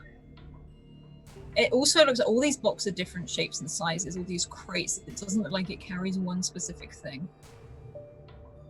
Interesting. Okay. Just touching, I was just kind of like, right. And I'll keep heading down the path very cautiously. Mostly I'm just like listening and trying to make as little sound as possible. Okay. And you can start working your way down this tunnel and you feel a distinct drop in temperature. And you can see water pooling, or more like puddles, not like an actual like river or anything like that. And some of the weed and the algae sort of dripping down the sides, and you can guess that this might be going as deep as going under one of the waterways. And there are roots coming from the top, just sort of different plants and things like this. You see the odd flower here and there that remind you a little bit of the one that said it was from Valadris. They look like crystals and they glow a blue, and from them are coming these little mushrooms that are glowing a very dull green, almost giving you that little bit more light. But if you look at the floor, this is well trodden and it is kept well. Apart from the water and the algae, you can guess this floods when the tide comes in. But other than that, it is well looked after, it is well used. And you find yourself walking for maybe, it's a good hour or so. And it's not a straight line, this is weaving in and out, but again, only one way. And with the light of Owl, as you sort of hold him between your hands and cast it over, you can see carvings and drawings on this wall, all the way along each side. And some of these you've seen before. You can see the rising and setting sun. You also see these images of a man running after this huge winged creature. You see different animals carved onto the sides of these rocks, and you look as they start to spiral around the ceiling. All of these different animals, these different images, they're very crude images. And you look up to the ceiling and you see these, again, more carved than drawn, images of cliff faces, oceans, all of these different terrains, mountains, and these giant human-like creatures that walk higher than the cliff faces, that stroll through the oceans, of all these. It's almost like it's not a coherent story. This is like a jumble. This is a doodle. This is It's like someone needed to get ideas down on paper, and they have used this rock for that.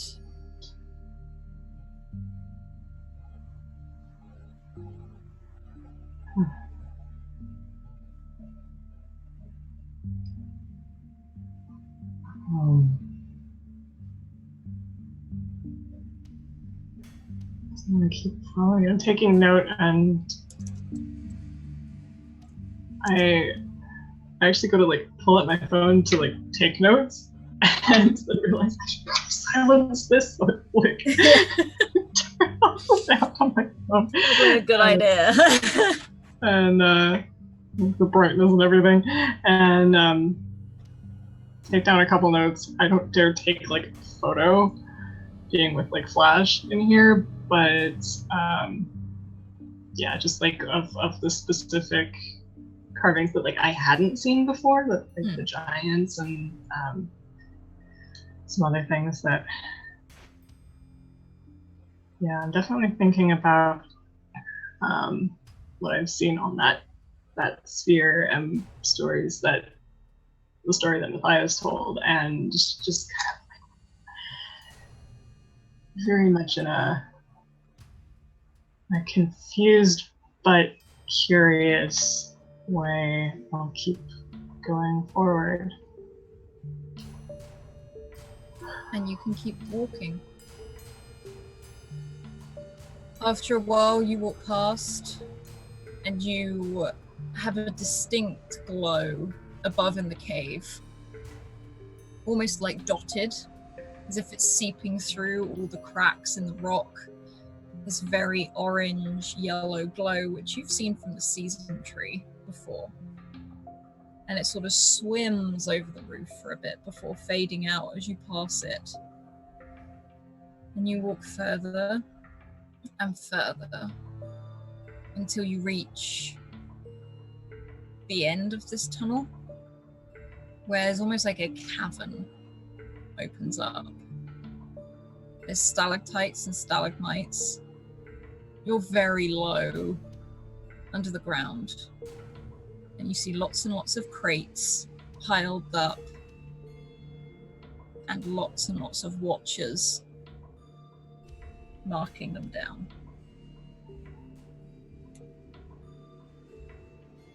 Is there any way to recognize the one that I saw earlier? Roll me an intellect for me.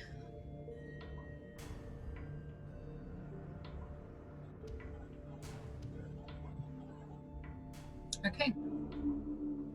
You sort of scan.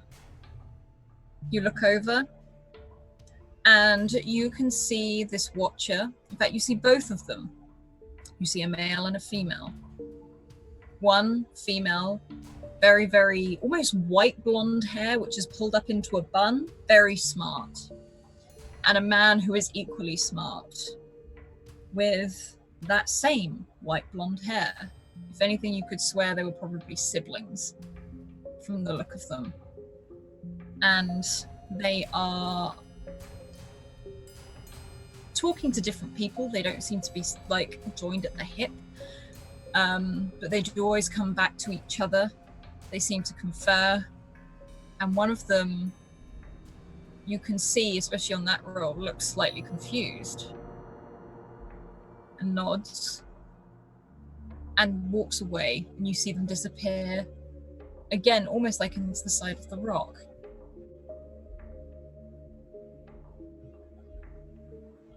Alright. I'll make a note of like where they left, and if I can.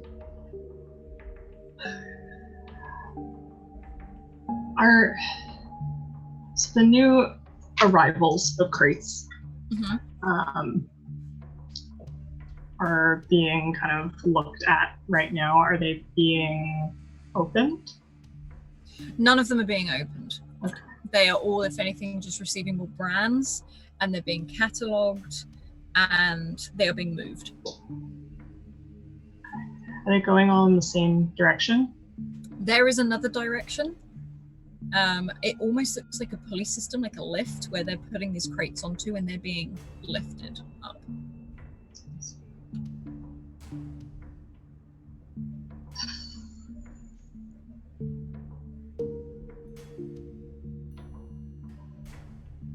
If I was to kind of open up and listen, not in the same way that Nadi does, but in the kind of vibes sort of feeling, what does the magic in this place feel like? Roll me an intellect just to see the level of what Sure. it is this comes through. You got piles of advantage. I do. I mean, you keep rolling nat 20s. I mean- That too, but and again, thank you to everybody out there in chat for the amazing Yes. donations. And Yeah. keeping Paula alive. Thank you for keeping Paula alive. I do have a skill that's called I've Got a Hunch. What's the hunch? The hunch is that it is something related to the shadow things. That it's not the same kind of vibe that I get from the season tree or other Inanakwe. Okay. But it is just a hunch. Okay, roll for me.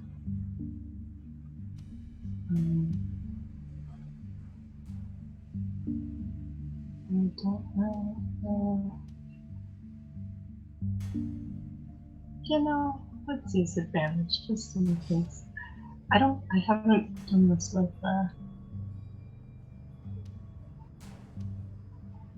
I think it'll do it. Okay, All right. roll one more. Yeah. Okay, Nice. Okay. so you get a real feel for this room, and from the actions happening here, and from the feelings like overall, you get this feeling of magic. There's a lot of magic in this room. This is intense. In fact, as you reach out, it's almost suffocating. It's like it sits in the air, and it is old.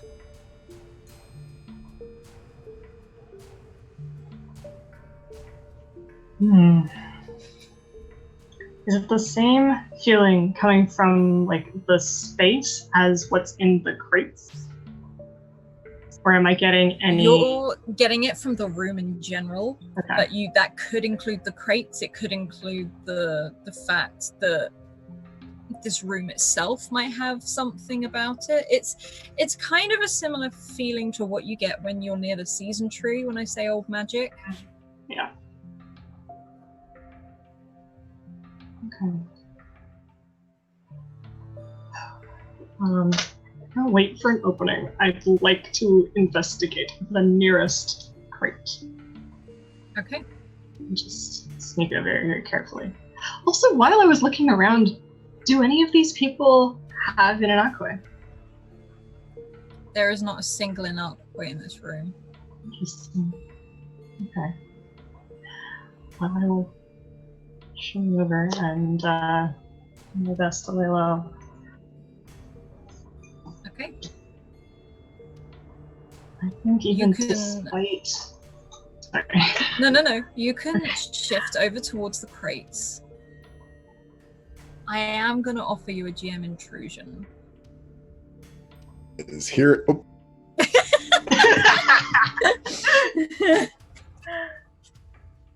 I like the sound of a challenge. Okay. You are reaching to these crates, and as you're going to, they need like a lot of force to be pried open. Mhm. And first of all, you can have an XP and gift an XP to another player if you so wish. And that same woman, the one with the white blonde hair, comes back down the stairs, walks over, and you're close enough to hear what they're saying. And you hear, "We have a problem. We've been followed.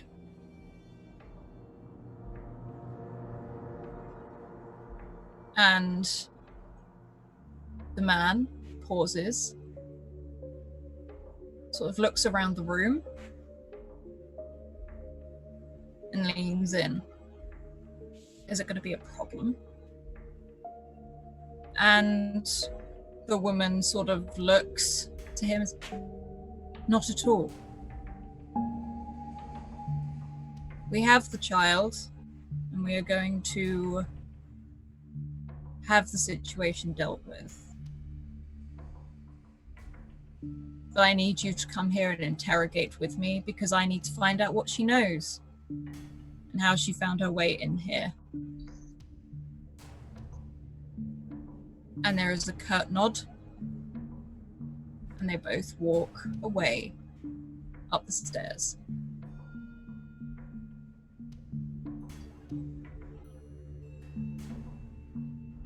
I'm gonna peer around, and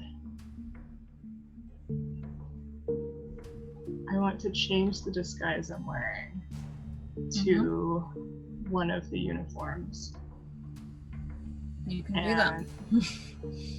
Something like one of the faces. I don't think it has to be super exact because I'm not really close enough to get a perfect view, but of maybe even someone that I've like passed in the street. Oh, you can do that. You've seen so many faces.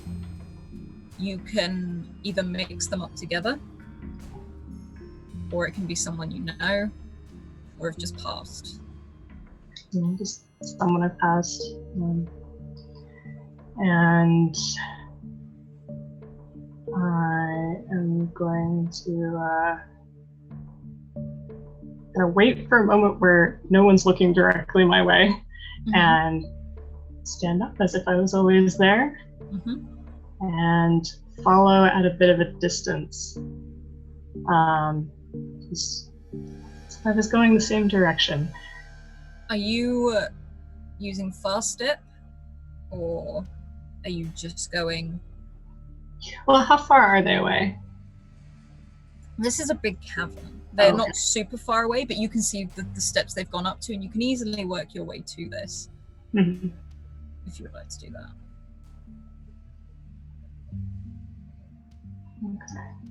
I think what I will do is use the far step to get to another point where I'm not in direct line of sight that's closer, and then I'll walk from there. You can easily go to like a big pileup of crates and almost emerge to the other side with this new face. Yeah. And walk. And in this rock, you see steps chiseled out. It's very smooth, very almost like a marble sort of into this. And there is a railing. And you can start to walk up these steps after these watchers. And we're going to hop back over to Nadie. And Nadie, you are in Broom Bindings. And Averick is looking out the window, very much like you were, looking mildly panicked. But he seems to have calmed a little bit. You can see him drastically punching like numbers into a phone, like probably a text message to try and get hold of Tolan. And you see Clyde pacing, and sort of, even Clyde is projecting this sort of worry. And you feel this sense again, that singing, that same singing, the chant. And whilst Averick is on the phone with his back to the window, you don't see the top of this thing because it's too tall. As it slowly starts to walk past Broom Bindings. I would like pull Averick away from the window area. He's like, ow, ow, ow, There's one coming. Come back, back, back, back, back. You don't want them to see you. They can see me. I don't want them to see you. And he's like, what are you talking? And he turns round and drops the phone as this thing stops by the glass door. You can only see probably mid-chest down. These long robes, these sort of branches and leathers and furs, and Averick sort of falls where he is and drags you down behind one of the sofas with him. He's like, Nadine, what's that? That's what I saw. There are many of them. They're over by the tree. That's what I was coming away from. And he pauses and he looks over to where the coffee machines are at that terrarium with the sphere in that you made. He's like, I need to get the sphere or Tolan's gonna kill me. And he starts to crawl from behind the sofa towards the bar area. And you see this thing reach out with its hand and press it against the glass, and ice starts to spread across the glass. And you can hear a lot of cursing coming from Averick underneath his breath as he sort of moves. You can see Clyde looking like he's gonna flatten to the floor and start shuffling after him. And can you make an intellect check for me, please? Sure. Whew. Okay. Look, yes. You can hear it chanting. But as Averick, you can see Averick coming up behind the counter, reaching up with his hands to pick up this terrarium. You hear the orb sing back to this thing.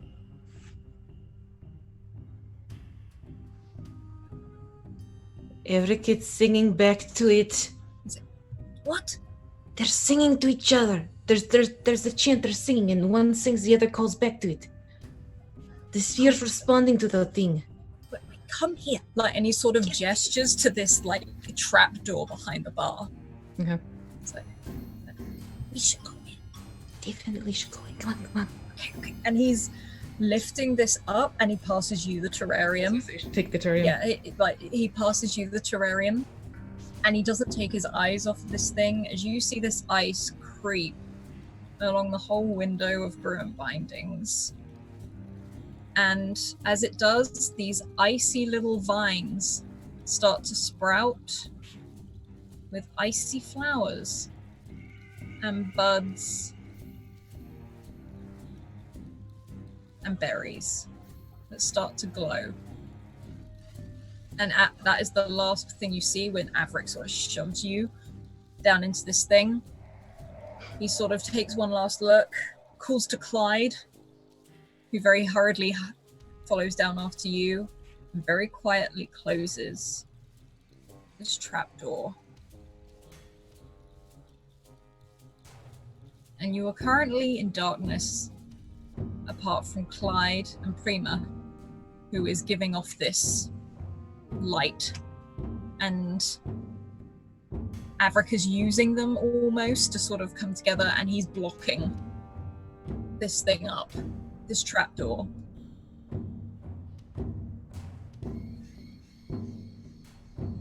What are you doing as he's sort of fussing and hurrying around?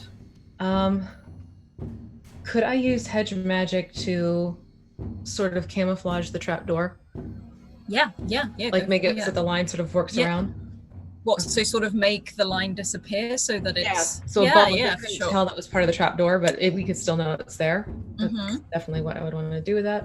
Do I need to roll for that, or is it just... No, we'll say that's straight up. You can easily sort of... Okay. You almost, as you look up, it's like by looking at it, you slowly fill in the gaps visually of this trapdoor.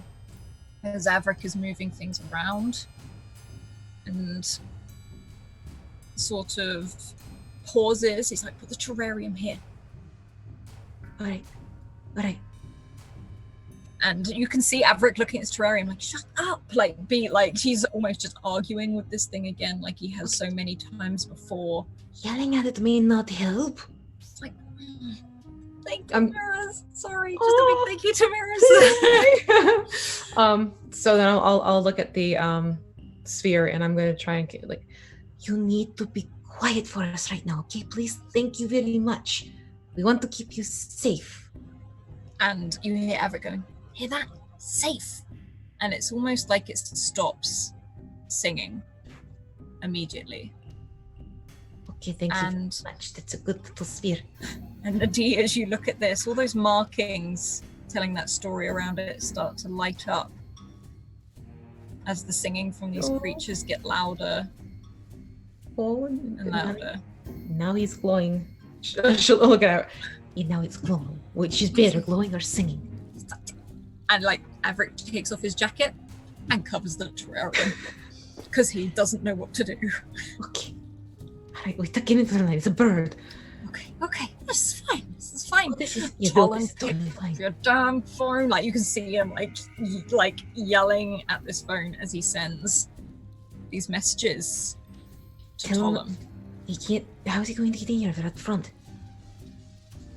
There's a back entrance. Let him know about back entrance then. Don't tell him come and then he goes to the front door and there's a big scary thing out there. Yeah, you see this more frantic clicking of this phone.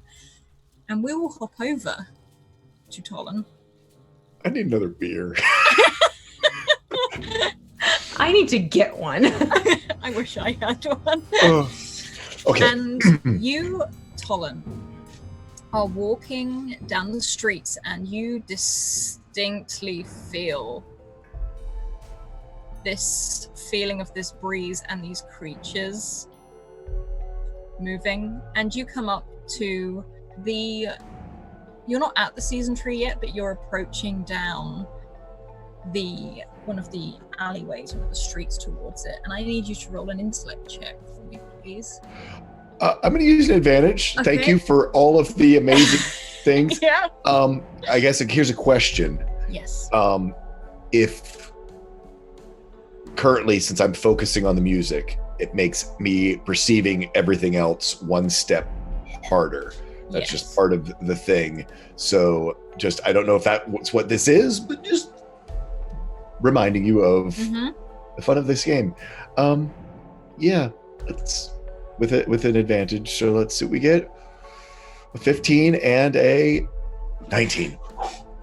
On a 19, you can feel that brush of wind either side of you.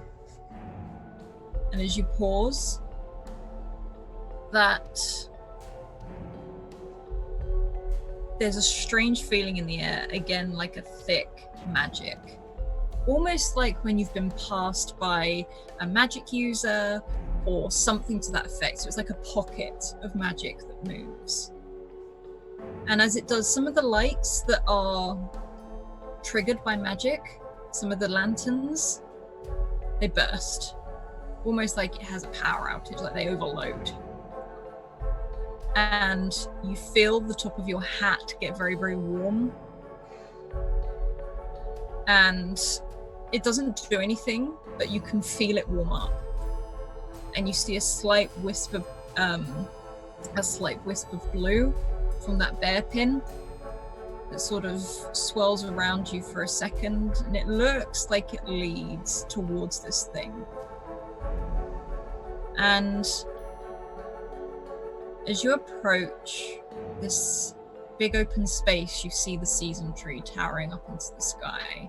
These orange and yellow glows. These fireflies. And you see almost like an oil slick run down from the sky, walk and slowly form up into one of these 8-foot creatures. You realize the antlers are not from the head, they are coming from the mask. It's almost like a full headdress of moss, leathers, furs, sticks, branches, vines. And you see this thing manifest and walk towards the season tree. Oh. What are you? Tolan sort of says under his breath. Can I use my archaeology to see if I've seen anything like this, like specifically, since we've just been talking about these pictograms that have been around, and because of chat as being awesome, I'm going to use advantage again. Of course. To use my archaeology just to see if I've seen anything, especially these antlers. I think would hopefully, a humanoid with antlers or something in my travels as a seeker. It's a 12 and a 15. Okay. You don't remember exactly what it is, but you have seen drawings of these things, of people that stand 8 foot tall, that you've never had an accurate size. You've just seen almost like a drawing of them stood against a regular person. But they are humanoid. And you've seen these antlers before. And they, throughout your travels, the times you've seen the drawings, they tend to be carved all the way around the bottom of a well. And they tend to be seen throughout all of the stories that you have seen drawn, written. But it's almost like you weren't meant to see them. They were a background character. Right. It's only now that you can see it that you remember it. Like you weren't supposed to see it. Right. Almost as though before it would have been almost looking like a decorative pattern with them around the bottom, but now seeing an individual, the pattern breaks apart to see that it is. And as you do, you look towards the season tree. There's another appearing from an alleyway, and another, from all over around this courtyard, as they start to make their way towards the season tree, their arms outstretching as they approach it. As though they're going to link arms, or like forward, like... No, they're sort of out. It's not towards each other, it's not up, it's just out. Just for a moment, Tolan's eyes focused on this. From my knowledge of invention, can I gather anything of this failure mode that's happening in the lights and the hat of, just from his being a tinkerer and having fixed so many things and invented some himself back in his early seeker days? Can I glean some information? Can I roll my tinkerer? Yeah, go for it. For this, I'm going to use one of my successes because I think Tolan, this would be something that I think he would be able to figure out, just the failure mode, not necessarily, if it, yes. I'm not flustered at all. You know that this is like when you put too much electricity into a small fuse. Okay. This is like a blowout, basically. Right. And you can guess it's more from the magic that surrounds these things. So as they walk past things, it blows it. It's like they've almost got not a shield, that's the wrong thing, not an aura, but there's something about them. Right. That anything that can't handle the amount of magic explodes. Okay.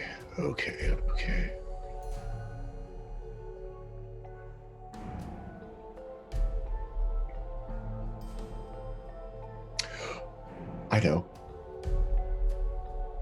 Tolan keeps moving towards the season tree, and he reaches into his pocket and pulls out the compass. You pull out the compass. And as you do, you hold it in your palms, and the dial won't stop. Just spins. It is spinning over and over again. And as you do, the one that has its back to you walking away stops and turns and looks back at you, and you see that wooden mask. It's a very plain mask, like it's not a humanoid shape, it's not an animal shape, it is just a very long mask with those deep inset eyes that color the paint. And it tilts its head towards you and looks to you and at the compass.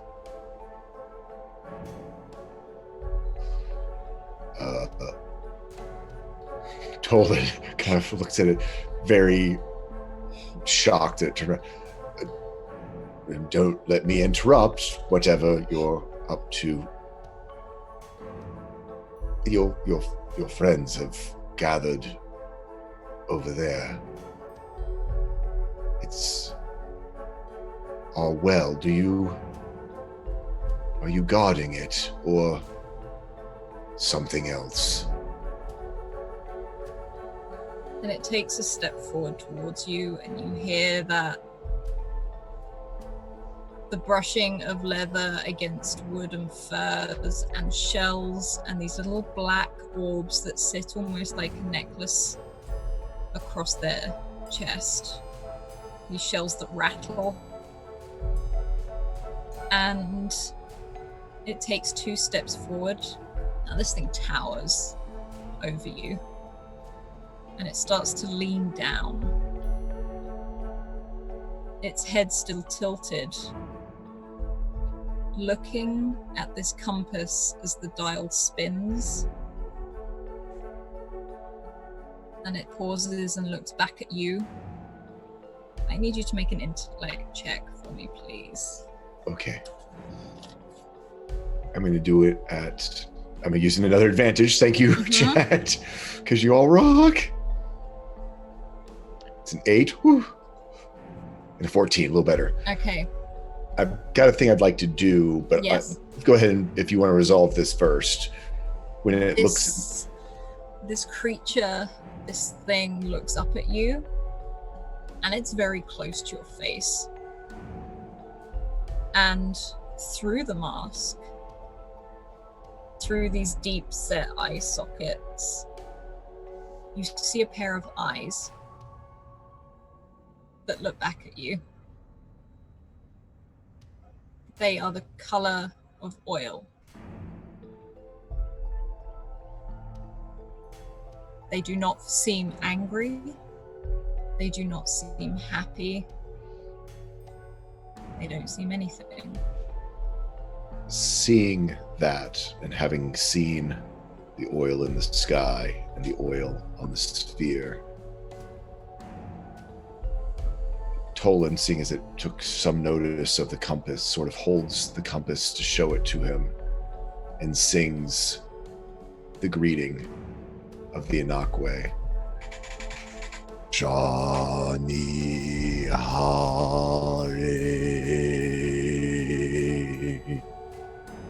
As he looks into its eyes. As you do, you see that oil slick move over its eyes. And you hear a voice enter your head. And it says just a few words. Look to the sky. She sings again. And then it stands, turns, uses its long fingers to close your own hands over the compass, and you feel almost like a coldness. Like when you go in the fridge or touch ice and it's almost like that sticky tact, and then lets go of you, turns and walks towards the season tree.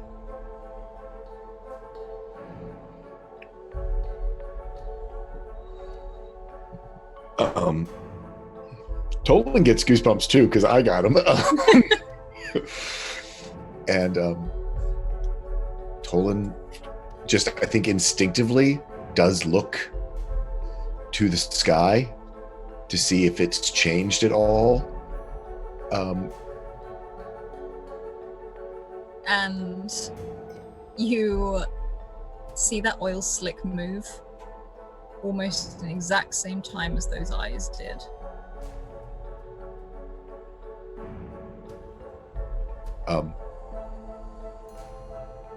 Tolan will keep his distance and just sort of is saying out loud, probably almost like a mantra over and over, like almost a chant of his own. I mean no harm. I just want to learn. I mean no harm. I just want to learn. And he's going to keep following them towards the season tree. You approach slowly, at a distance. Yep. And you hear in unison between them all. He means no harm. He just wants to learn. And we will hop back over to Polla. And Polla, you're stood in this alleyway. These things are surrounding you, and they are closing in, and you can see Matthias, like literally, you know when you get a heat wave in the air, you see it radiating off of his back and off of his arms. And he does look like he's in pain, but he looks to you, and you see this, he hasn't got the other person with him anymore. Is there anything you would like to do? Matthias, what are you doing? He doesn't reply to you. If anything, he falls to his knees.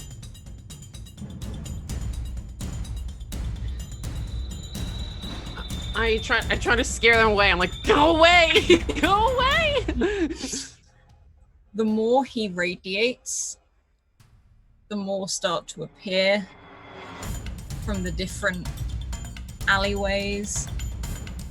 One of them actually walks up to you and is inches away from your face and starts to sniff.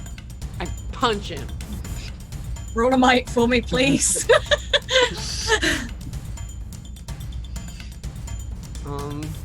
I really hope I'm going you to crit. I'm going to use I'm Use the gonna thing. use an Use the auto success. Okay. You punch this creature in the face and you feel skin and bone hit your fist. And as you do, however, at the same time, there is this searing pain as you see this white start to creep over your hand.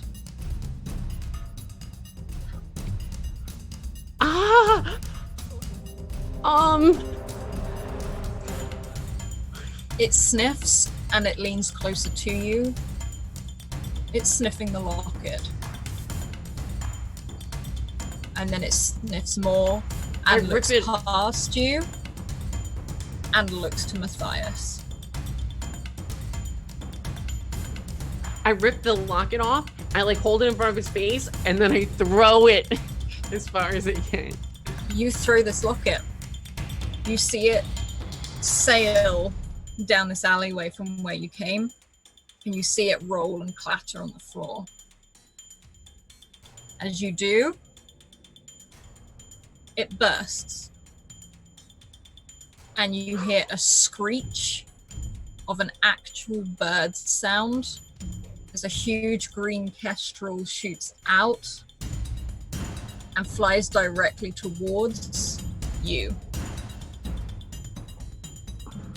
Is there anything you'd like to do?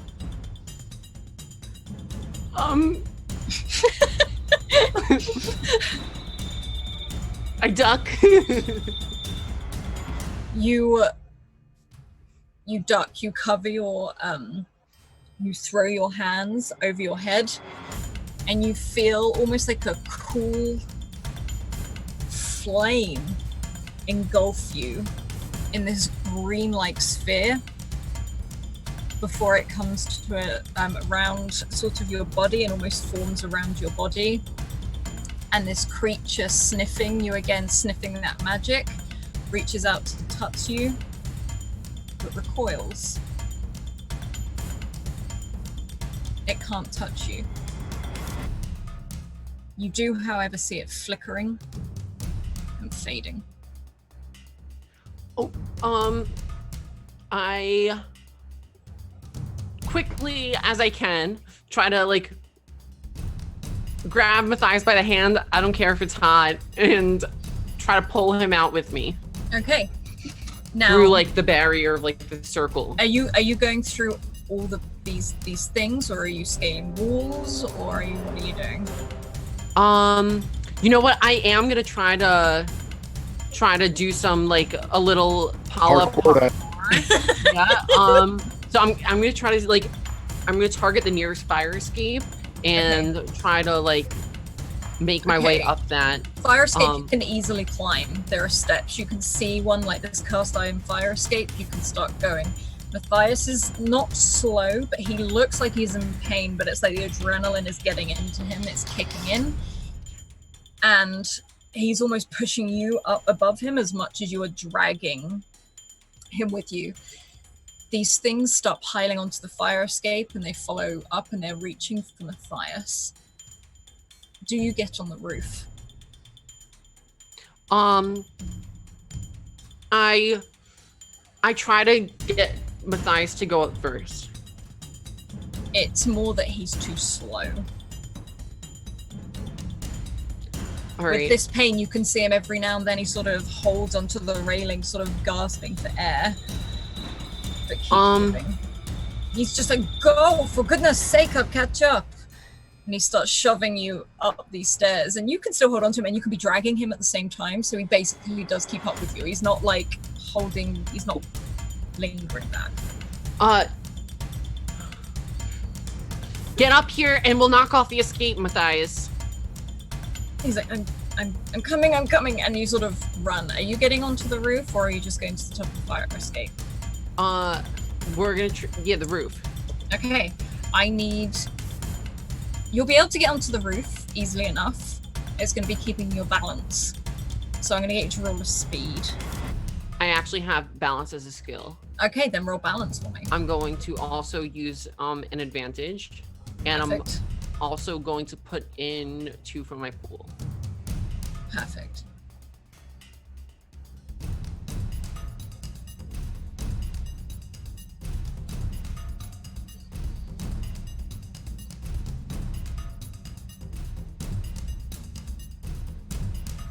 It's okay, it's not a GM intrusion. Okay. So, yeah. You are running across the rooftops. You're not used to running across rooftops. This is slippery. It's more that the tiles are giving way. It's almost like at an angle and you're having to try and keep balance. And you run and you slip. I need you to roll a might to hold onto the roof. Okay, I am going to use I'm going to use my advantage. I'm going to use 2 for my pool. Mm-hmm.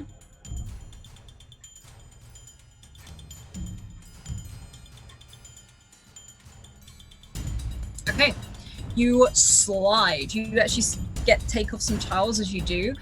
Matthias sort of jumps after you to reach out with his hand, and he grabs hold of your wrist, but you manage to hold on to the roof itself. And you're getting towards the edge of this roof, and it is high. This is high up. You can look over and you can see so much of Carnan from up here. And you can get back to your feet, And I need you to roll another balance check as you run towards, as you see these creatures now crawling up the side of the walls, up the roof. I'm using advantage, and I'm gonna do 1 from my pool this time. Okay. Actually, I'm gonna do 2 from my pool. I'm gonna do 2 from my pool and use my advantage.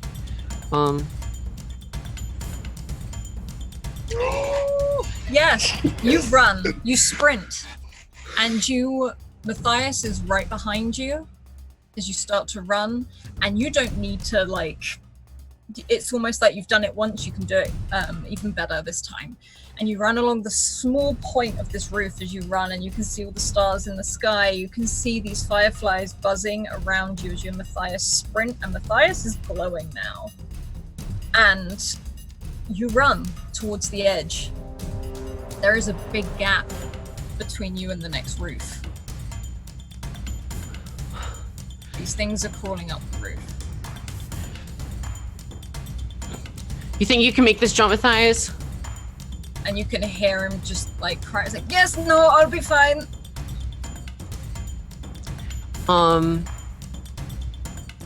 I am going to, can I use careful movement for this? Yes, you or can.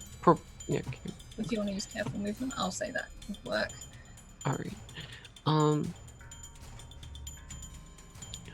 I'm going to use an advantage, and I am going to use 1 from my pool. Oh, yeah, no, that was right. And then, careful movement, and then boop, boop, boop, boop, 1. Okay. You run and you jump.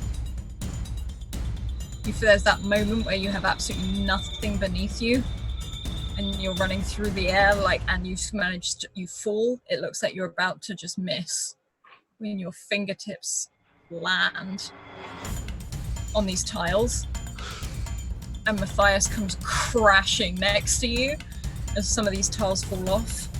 And he's like, get up, go, go, go! And he starts running as you see these creatures don't seem to be stopping. They're running after you. Matthias, we have to do something. And he's just like, just give me a second! And he's telling you to run. As he keeps running, he's now staggering behind you. I need you to make another balance check as you try and get up this. Well, no, sorry, I need you to make a might check to pull yourself up. Okay, I am going to use an auto success. You pull yourself up. And Matthias does too, and you start running.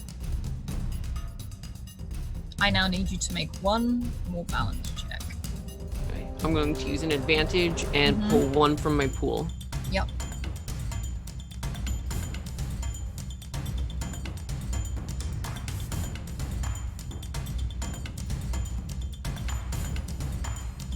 You sprint.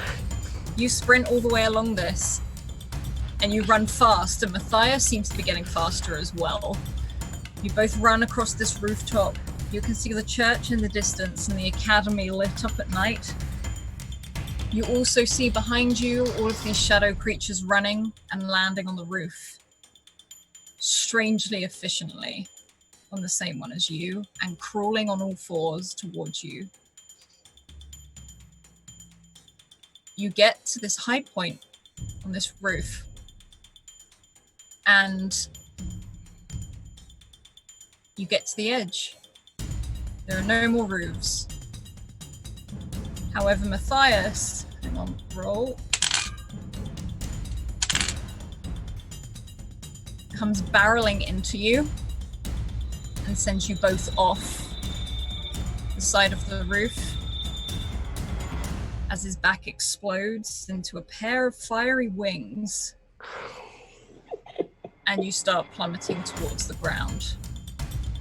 And that's where we'll leave Doors of Dunera tonight. Yes, that is a real move you can use in Cypher System. I know that one. I didn't think he had it, but I know that one. Oh my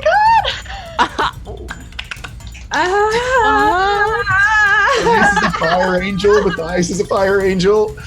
Oh my god. Why his mum calls him Angel?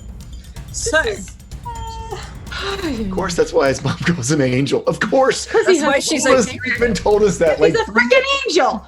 told us that, Sarfak. Oh, man. Alice. okay. So, everyone okay? Yes, hell yeah. That's Okay. that's a big... Okay. So, thank you so much for the Oh my God, donations. and Chad. this- Oh my my gosh, God. this is Mwah.